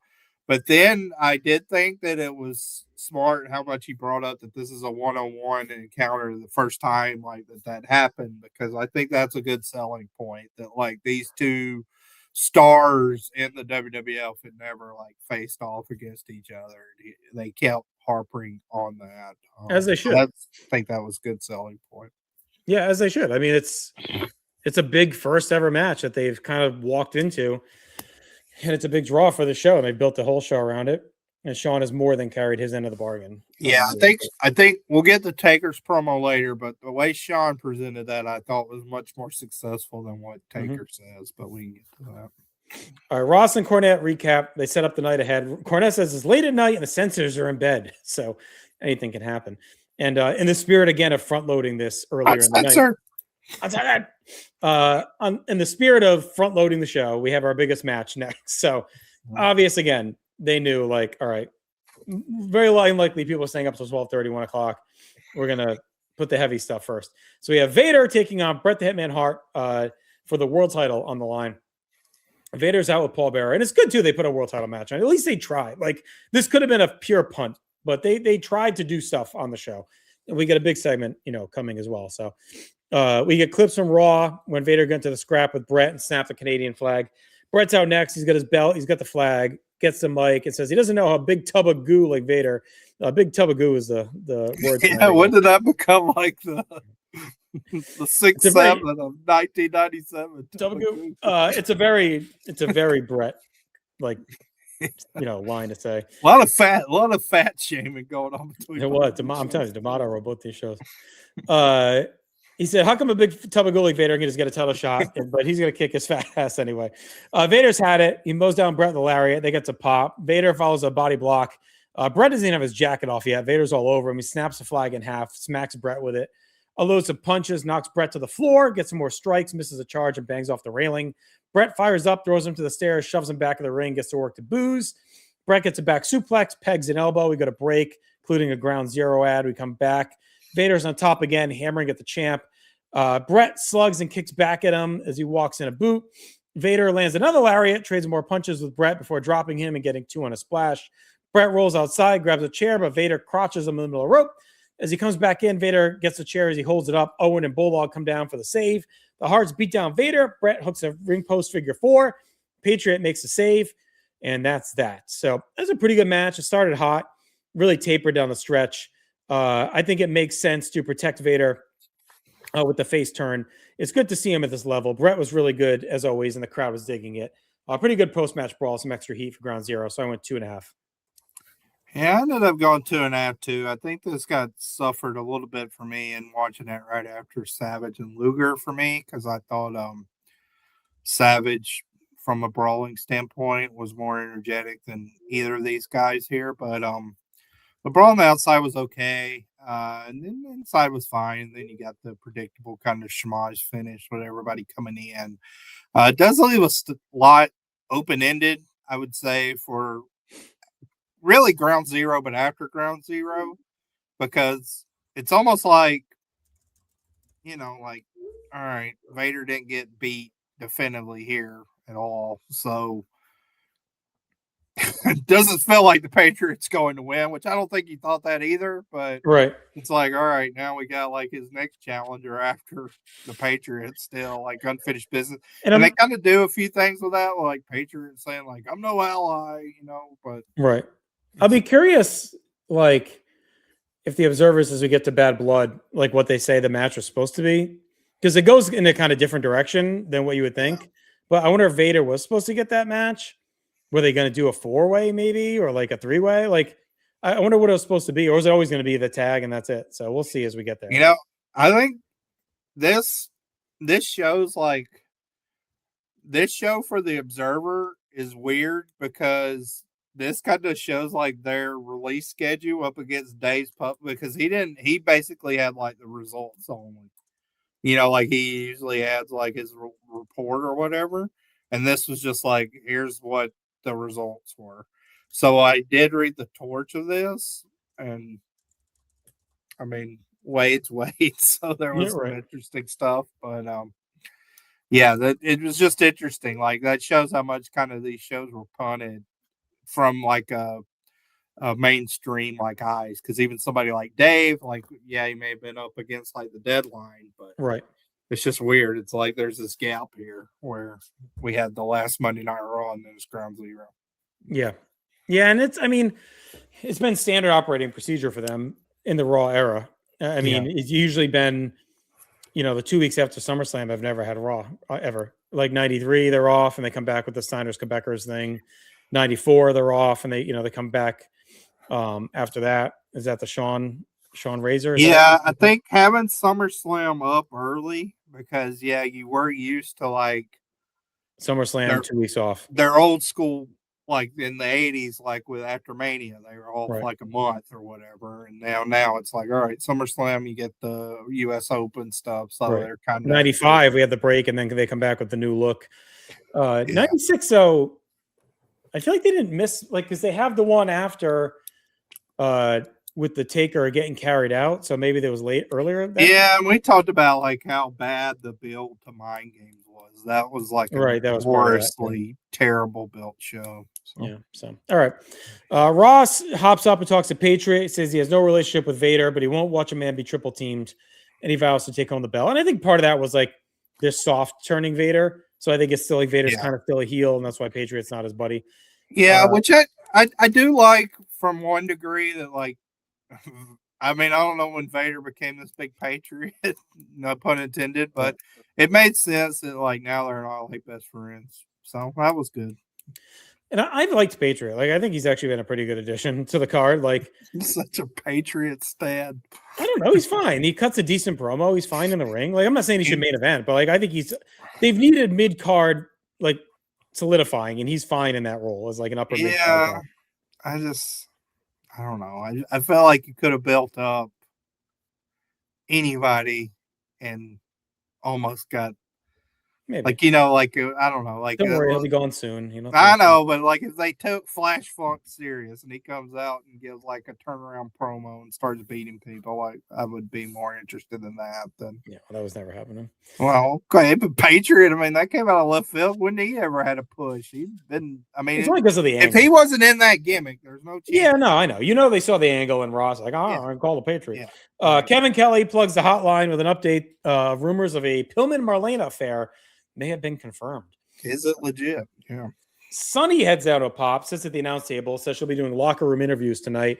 Ross asks her thoughts about the Pillman situation, and she says, I am a feminist, And while she can't take Marlena's side, she does think Pillman's actions and accusations with a child included were horrible.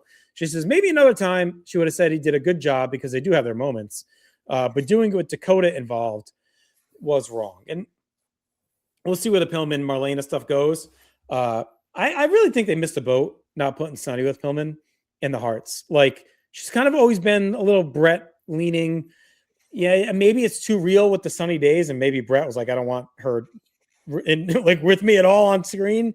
Probably his wife was probably pissed. Maybe that might have been part of it, but like her with Pillman is like a really good match. Like and maybe they would have someday, like if they both didn't self-destruct, obviously. But I don't know. It just feels like they canoodle well. Like they look good together. Like I don't know. It could have been a fun little pairing. All right, that's it. I'm alone on that. We get clips of Brian Pillman and Jesse James from Raw when Goldust calls the DQ to keep Pillman in the dress, and Pillman makes the challenge. Marlena accepts. Back to the arena we go. Salvatore de Sincere is here out of Mothballs to take on Goldust. Him and Marlena come out.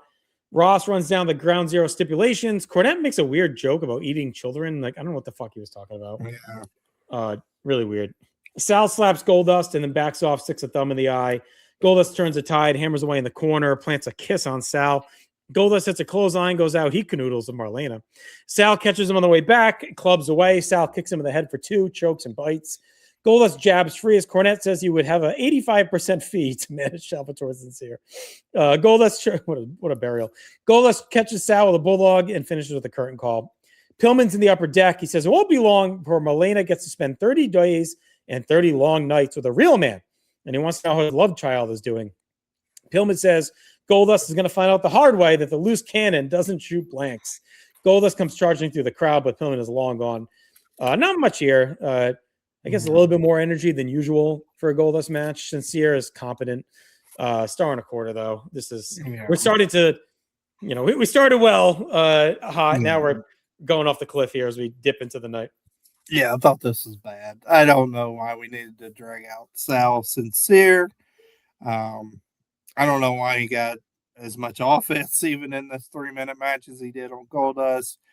Cornette, I made this note like throughout every match, but Cornette on commentary usually drives me crazy, and he does here, and it's something that drove me crazy with his OVW stuff that I watched from the early 2000s, is he just like yells constantly throughout these matches. And that gets conveyed, I think, sometimes as like energy, but like if it's Goldust and Sal Sincere or like this world title match, he's at the same like tone and it's just like enough, dude. Like it's exhausting. I think it's annoying.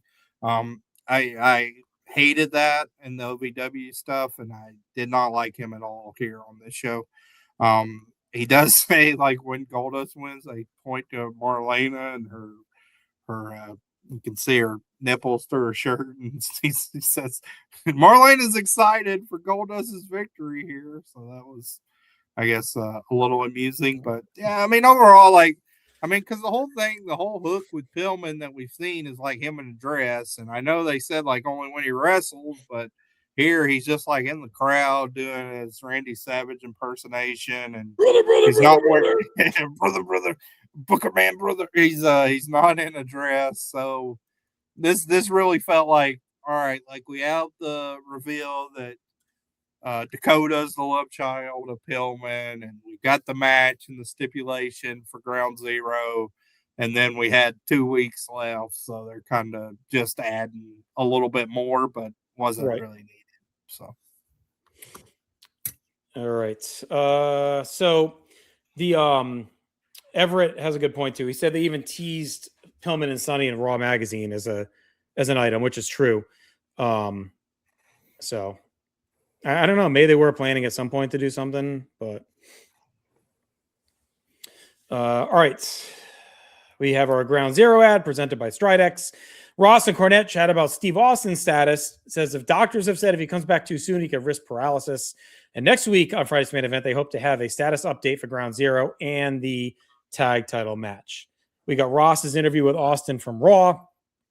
And then we head to our next match, which is Dude Love taking on Rockabilly. Rockabilly shuffles down, of course, for our next match. We haven't seen him in a while either. No. Rockabilly. I think we're. I mean, he wrestled on TV 2 nights ago from this recording. Like, that's crazy. Rockabilly. Like, he's I mean, he's gonna be on national TV. These are the final moments of Rockabilly. I think it's he October. Actually, I think he's better now than he was. Yeah, probably. It's crazy too, but yeah. I think these are definitely his final. I mean, we don't have much more, from him. So. Oh my God, Rockabilly all night long. So out he comes. The dude's out next. Ross, at least no honky. So that's good. Ross and Cornette hype next week's show. We'll learn about the fate of the tag titles, the IC title, and Ground Zero. So there's a lot on Austin's lap here. Dude's out to a pop with his tag strap, dances a bunch. We get going with some quick strikes. Strutting from Dude, he clubs Billy across the chest. Billy begs off, goes to the eyes. Ross knows honky's not here. Cornette said he must still be in Graceland for the Elvis anniversary. Rockabilly chokes away in the corner. Dude eats a boot on a charge, gets Rockabilly, gets 2 on a lariat. Misses a charge to the corner. Dude rallies, misses an elbow. Dude quickly rebounds with a neck breaker, sweet shin music, and finishes with a double arm DDT. Another quick match, as basic as it gets, and a good win for the Dude. Rockabilly quickly swirling the bowl. Maybe the same one that Elvis once sat on. So, star and a half for me on this. Yeah, I want to start in 3/4.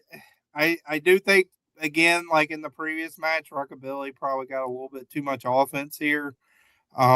Dude, as we talked about, is my least favorite of all the face dudes. My least favorite of the 6 Foley gimmicks. So I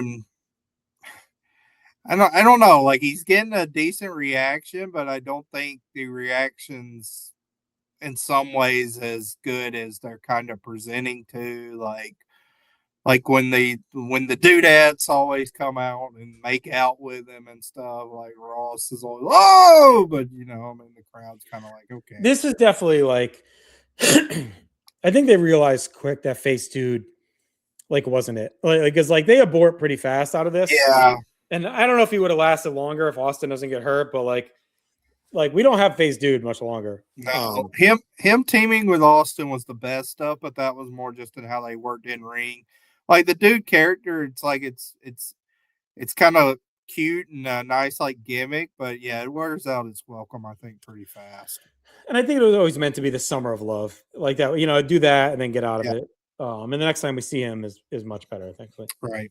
All right, Ross hops up. He asked Dude for an Austin update. Dude said he doesn't have much news, but does say they either hold the belts as a team or they'll forfeit because Austin is his horse, and the Dudettes come over and dance with the Dude. Cornette says there's dozens of Dudettes around the country. Yeah. Much. So basically confirming if Austin can't wrestle, they'll forfeit the belts. He's not going to try and find a new partner. Yeah, it felt like by this time they knew, like this, before they had the graphic of it's Austin and Dude defending, and now it's like, yeah, and he's still got the IC belt, so they're sticking with that for now. Yeah. Sonny sneaks into the locker room to talk to Bret Hart. He wants no part of it and tells Owen to tell her to leave. Owen calls her a chickadee and says, "Go tell that roadkill, Commissioner Slaughter, that he's begging to give Austin clearance to wrestle so he can finish him off once again." Owen tells her to get her chicken butt out of there, and she shuffles off. So we're going full 91 Missy Hyatt with Sonny right now, just in the locker room with the guys. Yeah, that's a good comp. It was a lot of WCW Missy Hyatt with Sonny on the show. All right, we get a recap of Shawn's promo from earlier, and then the gong hits. The crowd fires up with a loud roar as Undertaker stalks to the ring. Cornette goes full hype mode on Taker's legacy, compares him to Andre the Giant, saying both men rise above the world title. Ross meets him there. We get clips of the chair assault. Taker gives Shawn credit for 2 things he does. And I do wonder with that line if they were starting to hint that that might be it for Taker's as a world champion. And now he's going to be that legend Babe Ruth guy and not really be a world title contender. Or maybe it was just a random throwaway line from JR, but it kind of felt a little pointed, almost okay, he had his run. That's probably it. But as we'll see, not quite the case. Ross meets him there, and Taker says, give Shawn credit for 2 things: swinging the hell out of a chair and running his mouth like nobody else. Taker says he and Michaels are not touched in 10 years, and that's because he wanted to leave someone untouched to tell his story.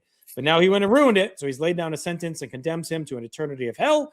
And after 10 years, he thought Shawn would be smarter because as hard as he hit him, he should have known Taker would get up. He will continue to get up every time and take people down and take their soul. Next week, he'll make an example of Hunter Hearst Helmsley and leave a small piece of his rotting carcass to bring back and show Shawn what's in store for Ground Zero. When the blood flowed, he took it, signed Shawn's death warrant, and Shawn will pay the ultimate price, and he will rest in peace. So, fine promo. It's still not a strength for Taker at this point yet.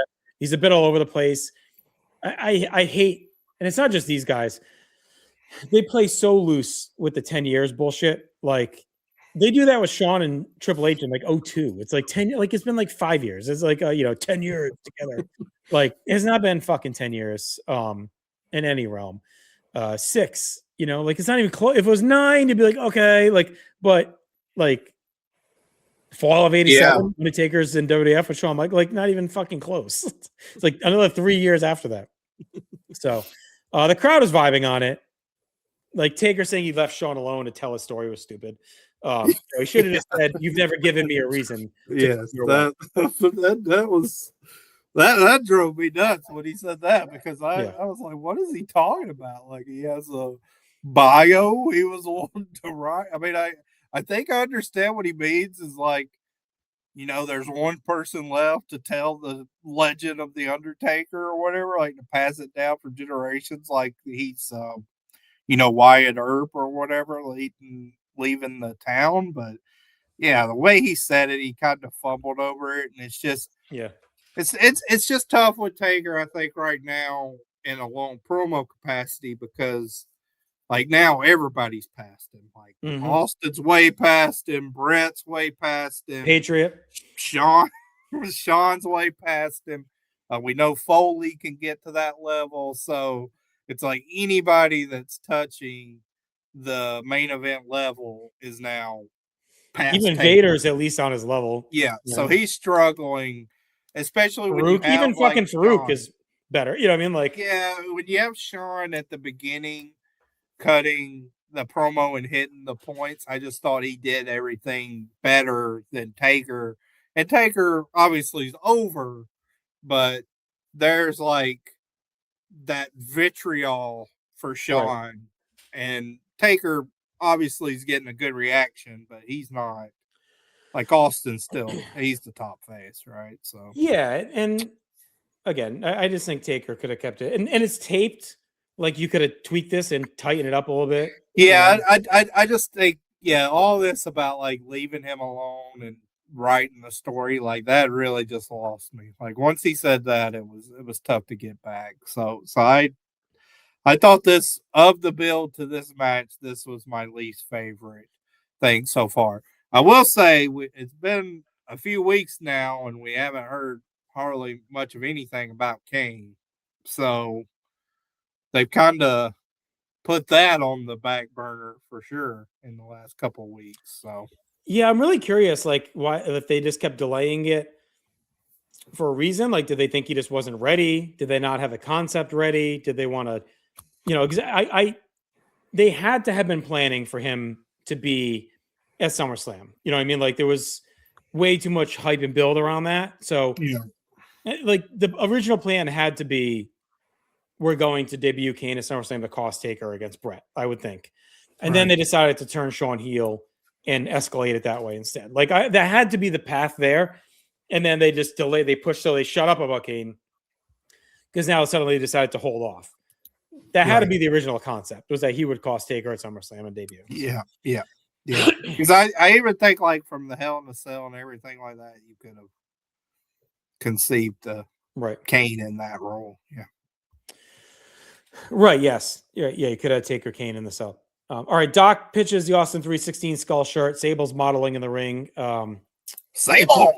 It's from another show though. It's not from this show. It's weird. It's just like some other house show or something. $20 plus shipping and handling. Ross calls him Doc the Big Bopper Hendricks. I feel like what's Cornette there, we could act like we're in the fucking 50s, I guess. We get a recap of Brett and Vader and their finish. We then go back to the ring as Hawk is taking on the British Bulldog.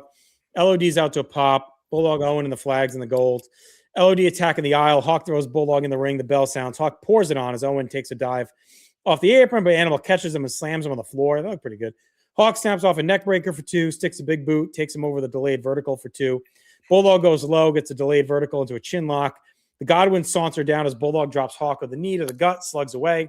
Hawk rallies with a lariat, slams Bulldog heads up, but Bulldog punches him on the way down. Slings Hawk to the floor. Owen pounces on Animal as he's tied up. Pounces on Hawk. Animal's tied up with the ref. Back inside, Bulldog gets 2. Throws Hawk hard to the corner. We go to break, come back for a Ground Zero ad. Bulldog's in control, working over the back. Bulldog drops his head for a backdrop. Hawk drops him with a power bomb. Heads up top, but Owen clobbers him with the belt. We get the DQ. All 4 men brawl. LOD clean house. Just a TV match. Had some pretty good heat. They kept it pretty short. The ending's whatever. It's just keeping them ready for Ground Zero. You can't keep doing too many of these fucking DQs, though. LOD are really becoming the Steiners. Like, they're pretty mirroring for WWF and WCW, where they go, they get screwed, and they come back down. They go. Like, they're on the same path since February. It's pretty funny. Because it was funny because they kind of came in together at WCW, and now this is where they're both at. So I went 2 stars. But at some point, you got to shit or get off the pot with both of these. Yeah, star and 3/4 again for me. I thought it was a decent match at points, but also had. I agree with what you said about the Legion of Doom. And I'll say with the Bulldog too. Like, I've enjoyed his interviews and some of his kind of funny quirks, but in ring, man, like in this match when he went to the chin lock, it was like, oh really? Like, we only got 5 minutes and we're eating up. It was like we're already out of ideas and we're resulting to a boring chin lock in a 5-minute TV match. So that was a little disappointing. It was a very like lazily applied chin lock too. So had to knock it a little bit there. So it was all right. All right. Sonny's with the Bariquas. They're playing with her hair. They're kind of sizing her up. I don't know. This felt a little weird. Yeah, this felt like a little like the a little. I feel like we're headed inside the Bang Bus. I was waiting on the browsers. Yeah, it was weird. Savio says they took the DOA bike to take a nice ride in Atlantic City. Well, the bike doesn't look the same anymore. The DOA has it back. Sonny asked about the big triple threat match at Ground Zero. And Savio says he can't wait to get back at Farouk for firing him and Crush because he always talks down to Puerto Ricans. Savio yells in Spanish to close things out, and then Sonny makes some Spanish jokes.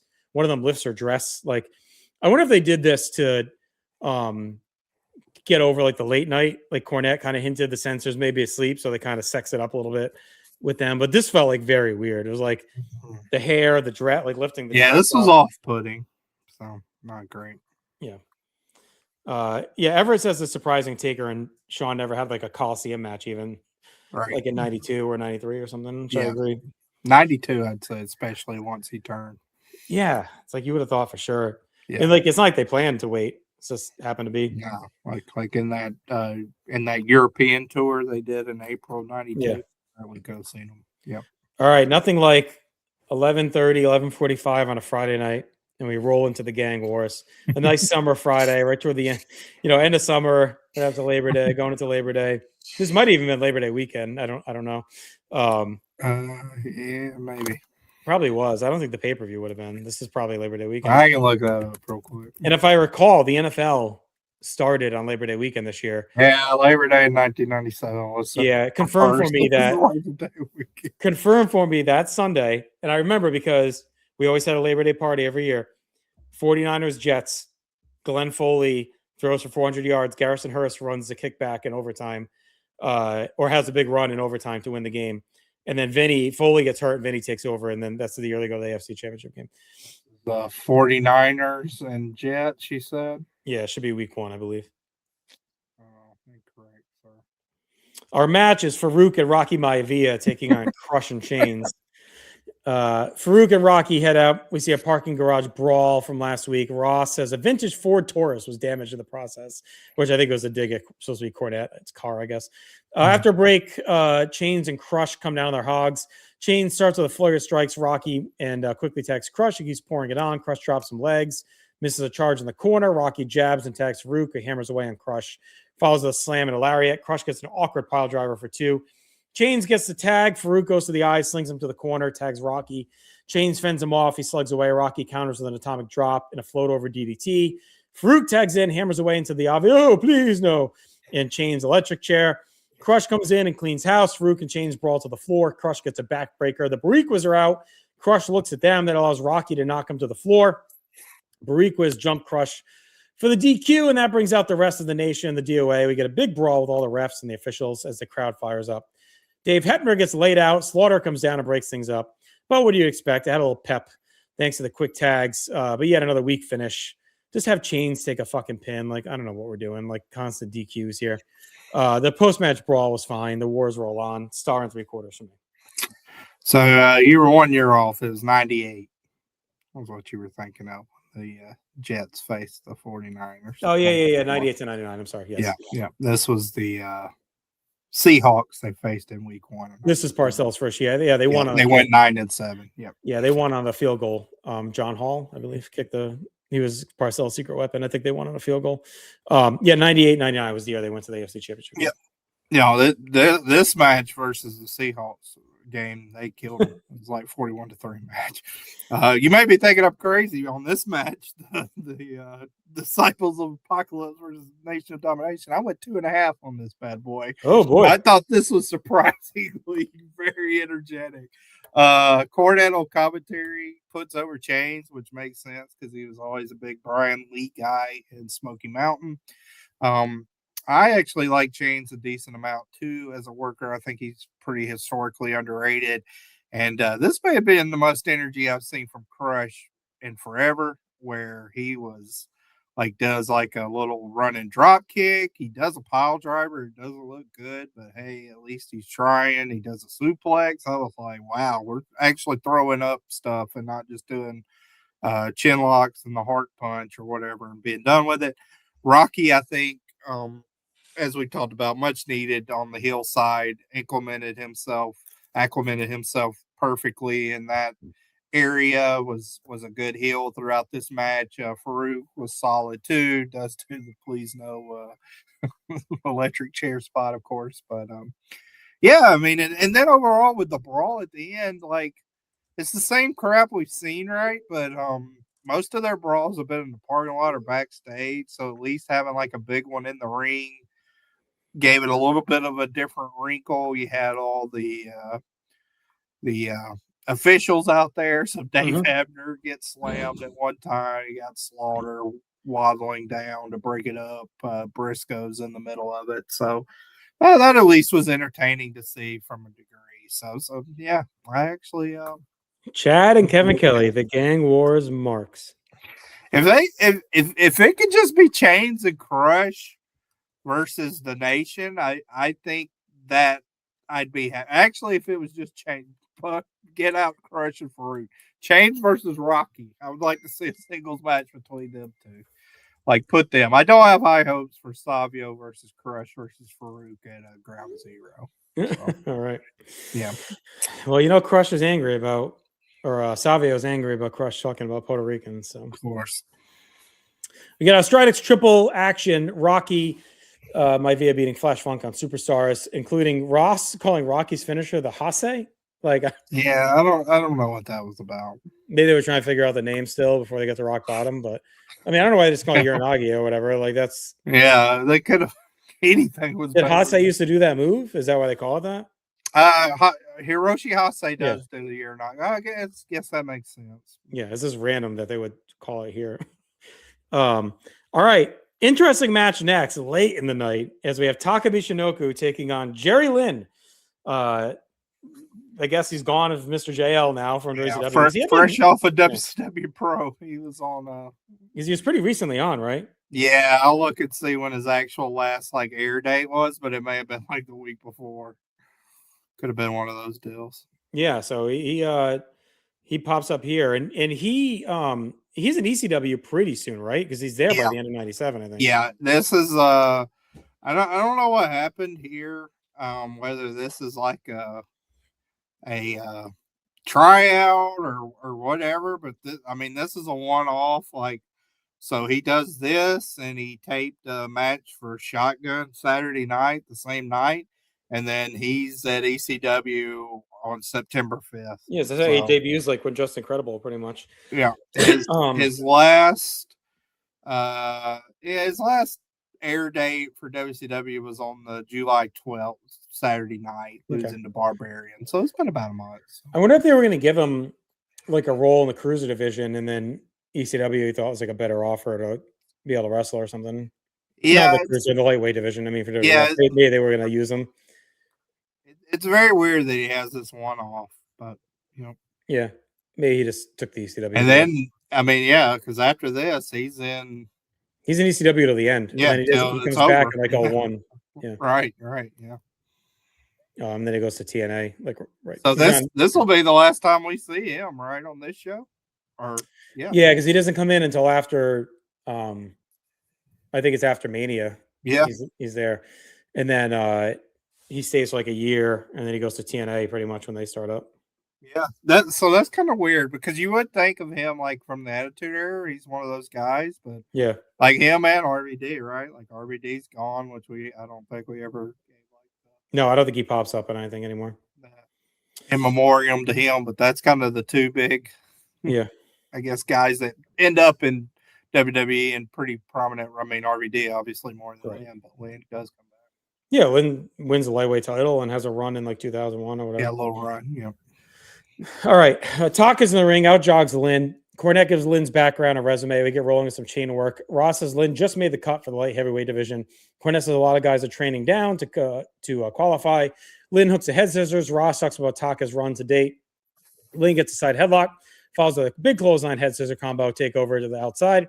Lynn follows with a big somersault plancha. Taka rallies and shoves Lynn into the railing. Ross talks about the Yankees signing Hideki Arabu, which is pretty funny timing there. Of course, he would pretty much flame out and be most famously known for George Steinberg calling him a fat toad. Another fat joke. No, sadly not. Fat toad, though. Cornette says he offered Taka $200 a week deal, I guess, but someone smartened him up. Ross says Taka likes the American ladies. Taka buries a seated dropkick. Lynn is up, slams Taka, heads up top. Taka blocks it. It's a Rana for 2 to a pop. Taka knocks Lynn to the floor with a spin heel kick, follows him with a springboard plancha. Lynn crawls back in, blocks it into a leg whip, goes to a leg bar, twists away. Taka punches free, slams Lynn, misses a top rope moonsault. Lynn sticks a hard sit-out powerbomb for 2. Lynn follows with a drop kick to the corner. Taka reverses a whip, hits a running knee, follows with a missile drop kick, tries the Michinoku driver. Lynn works free. Lynn tries a tombstone. Taka is out and now hits the Michinoku driver for the win. So pretty fun match. I had a wild pace, some good high spots, some good near falls. Multiple times felt like the finish. Lynn, it's crazy to me that they don't just sign him because, like, if they roll with him and Taka in the lightweight division, like that's a home run out of the gate. Like with these two guys, and then even with Christopher and whoever else subsidizing, on the back end. But like that would have been a really good start, and Scorpio maybe slim down Scorpio a little bit or whatever. But like this is like a guy that's sitting there for you. Has pay-per-view experience in WCW.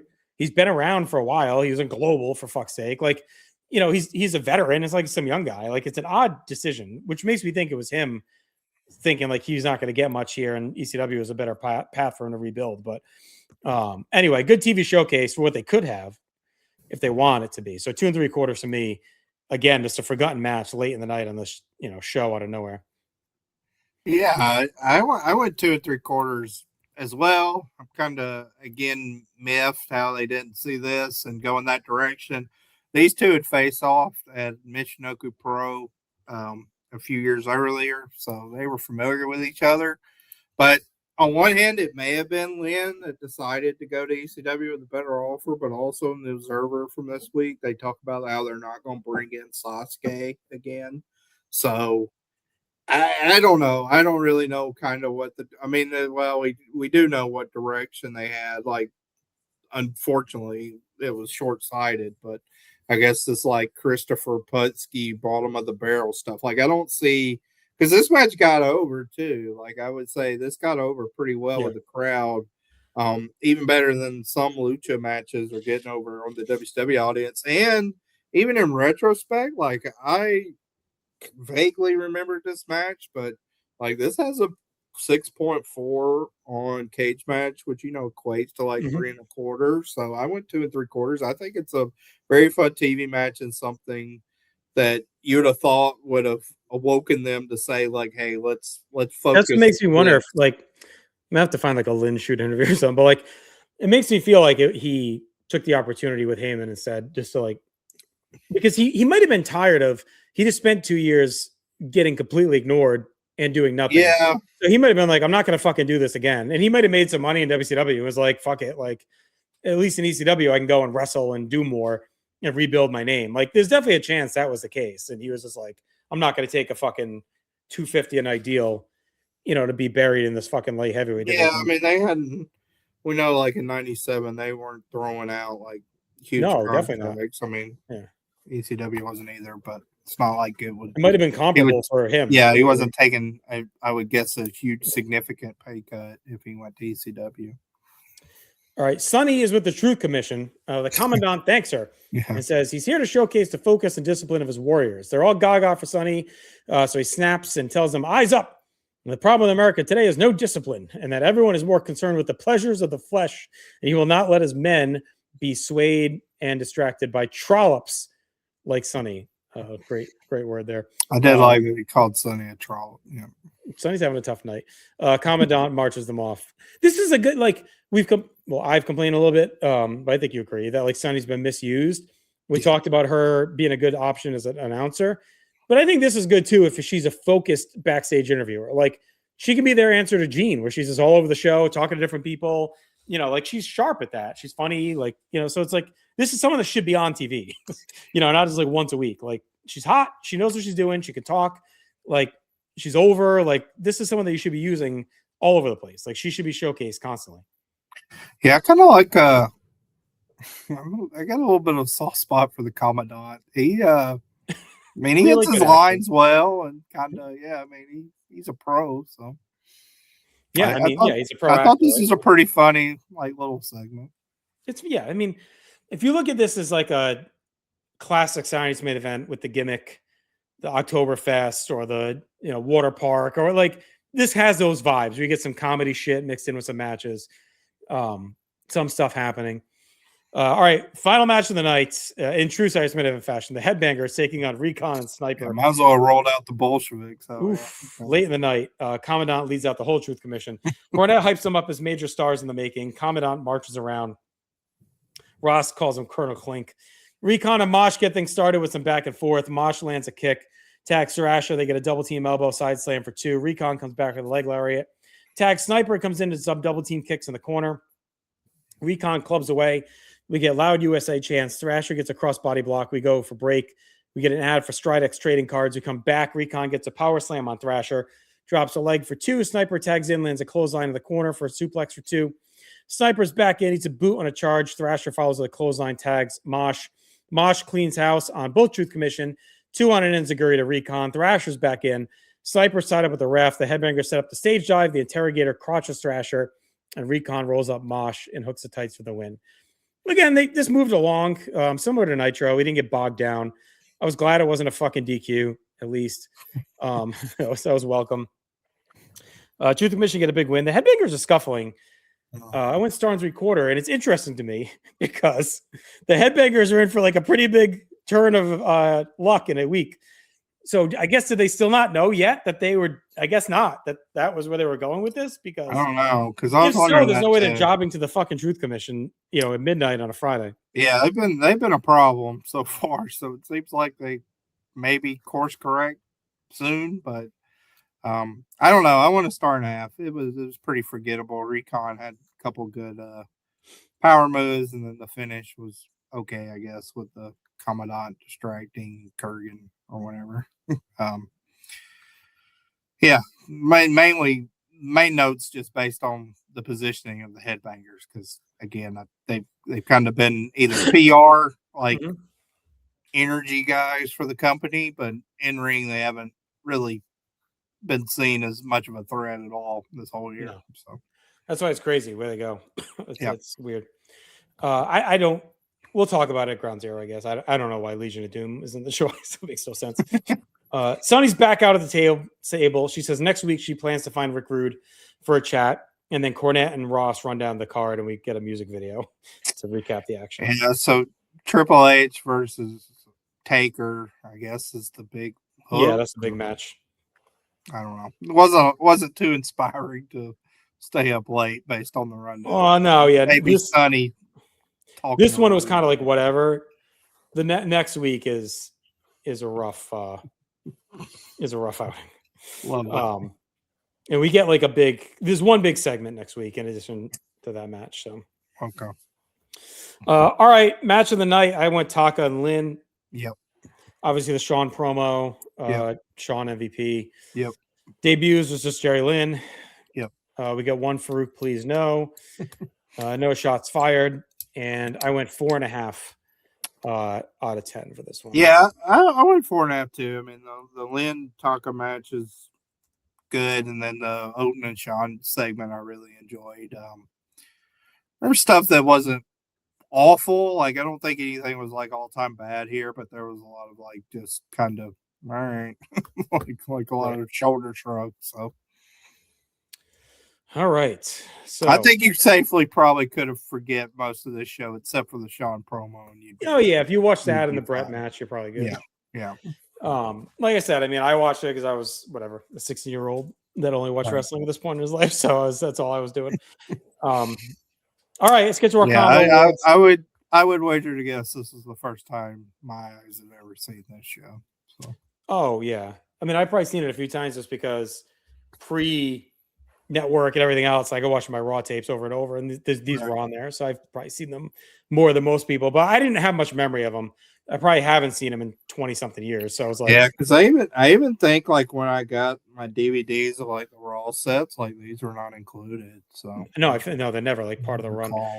Yeah. It's interesting too. I wonder if like this led to them doing only like Sean Taker as like the focus match, like because I think maybe they knew like they didn't have a lot of weeks. But then I was thinking they actually did flesh the card out a bit. Like Brett Patriot's pretty well built.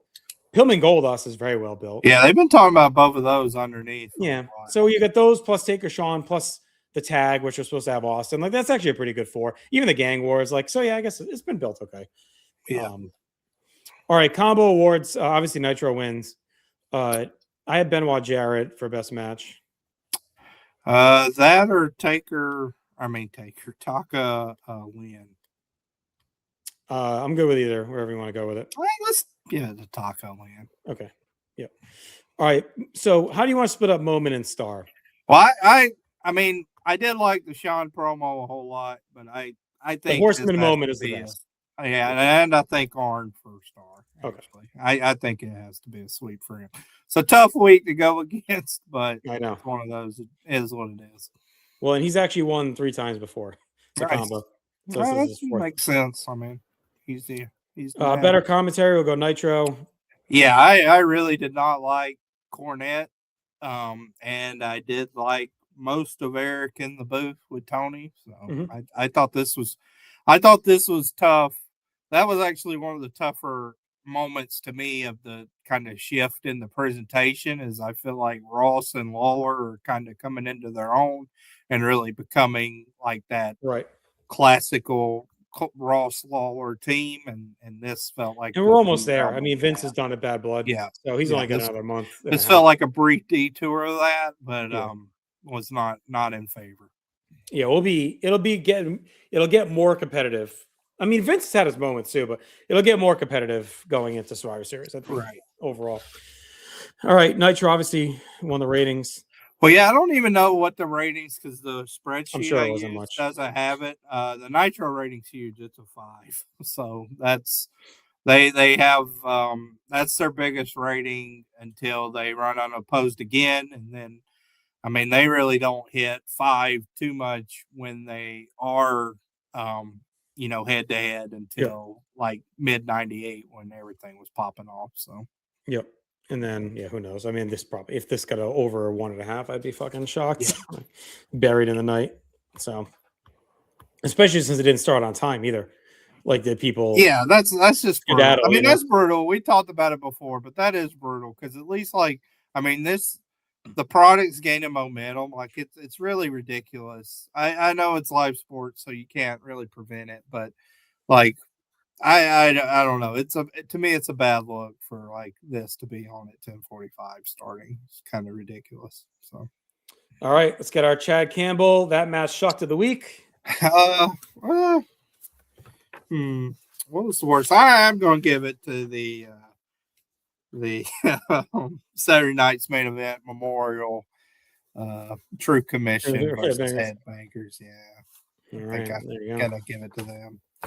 Not much going on there. Yeah, I'll give it to them. Salvatore Sincere. That was pretty bad. Him and Goldust, yeah. That's pretty bad because him getting rolled out. But I'll stick with the Truth Commission. Okay.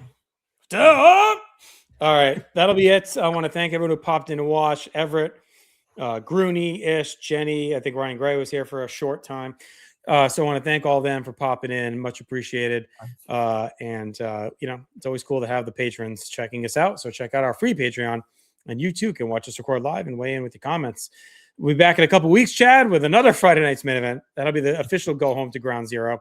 Another Nitro, which will have another all-time segment. Yep. And I think it's actually, I don't know, kind of looking at my notes, I think it's even a better episode of Nitro than the one we had tonight overall. Yep. And then in a month from now, we'll be here at Ground Zero, which is be a fun one to relive. I feel like that's like a pay-per-view doesn't get talked about a lot. It's kind of a little bit buried in there, so that'd be a cool one to chat about. So check out everything North South Connection.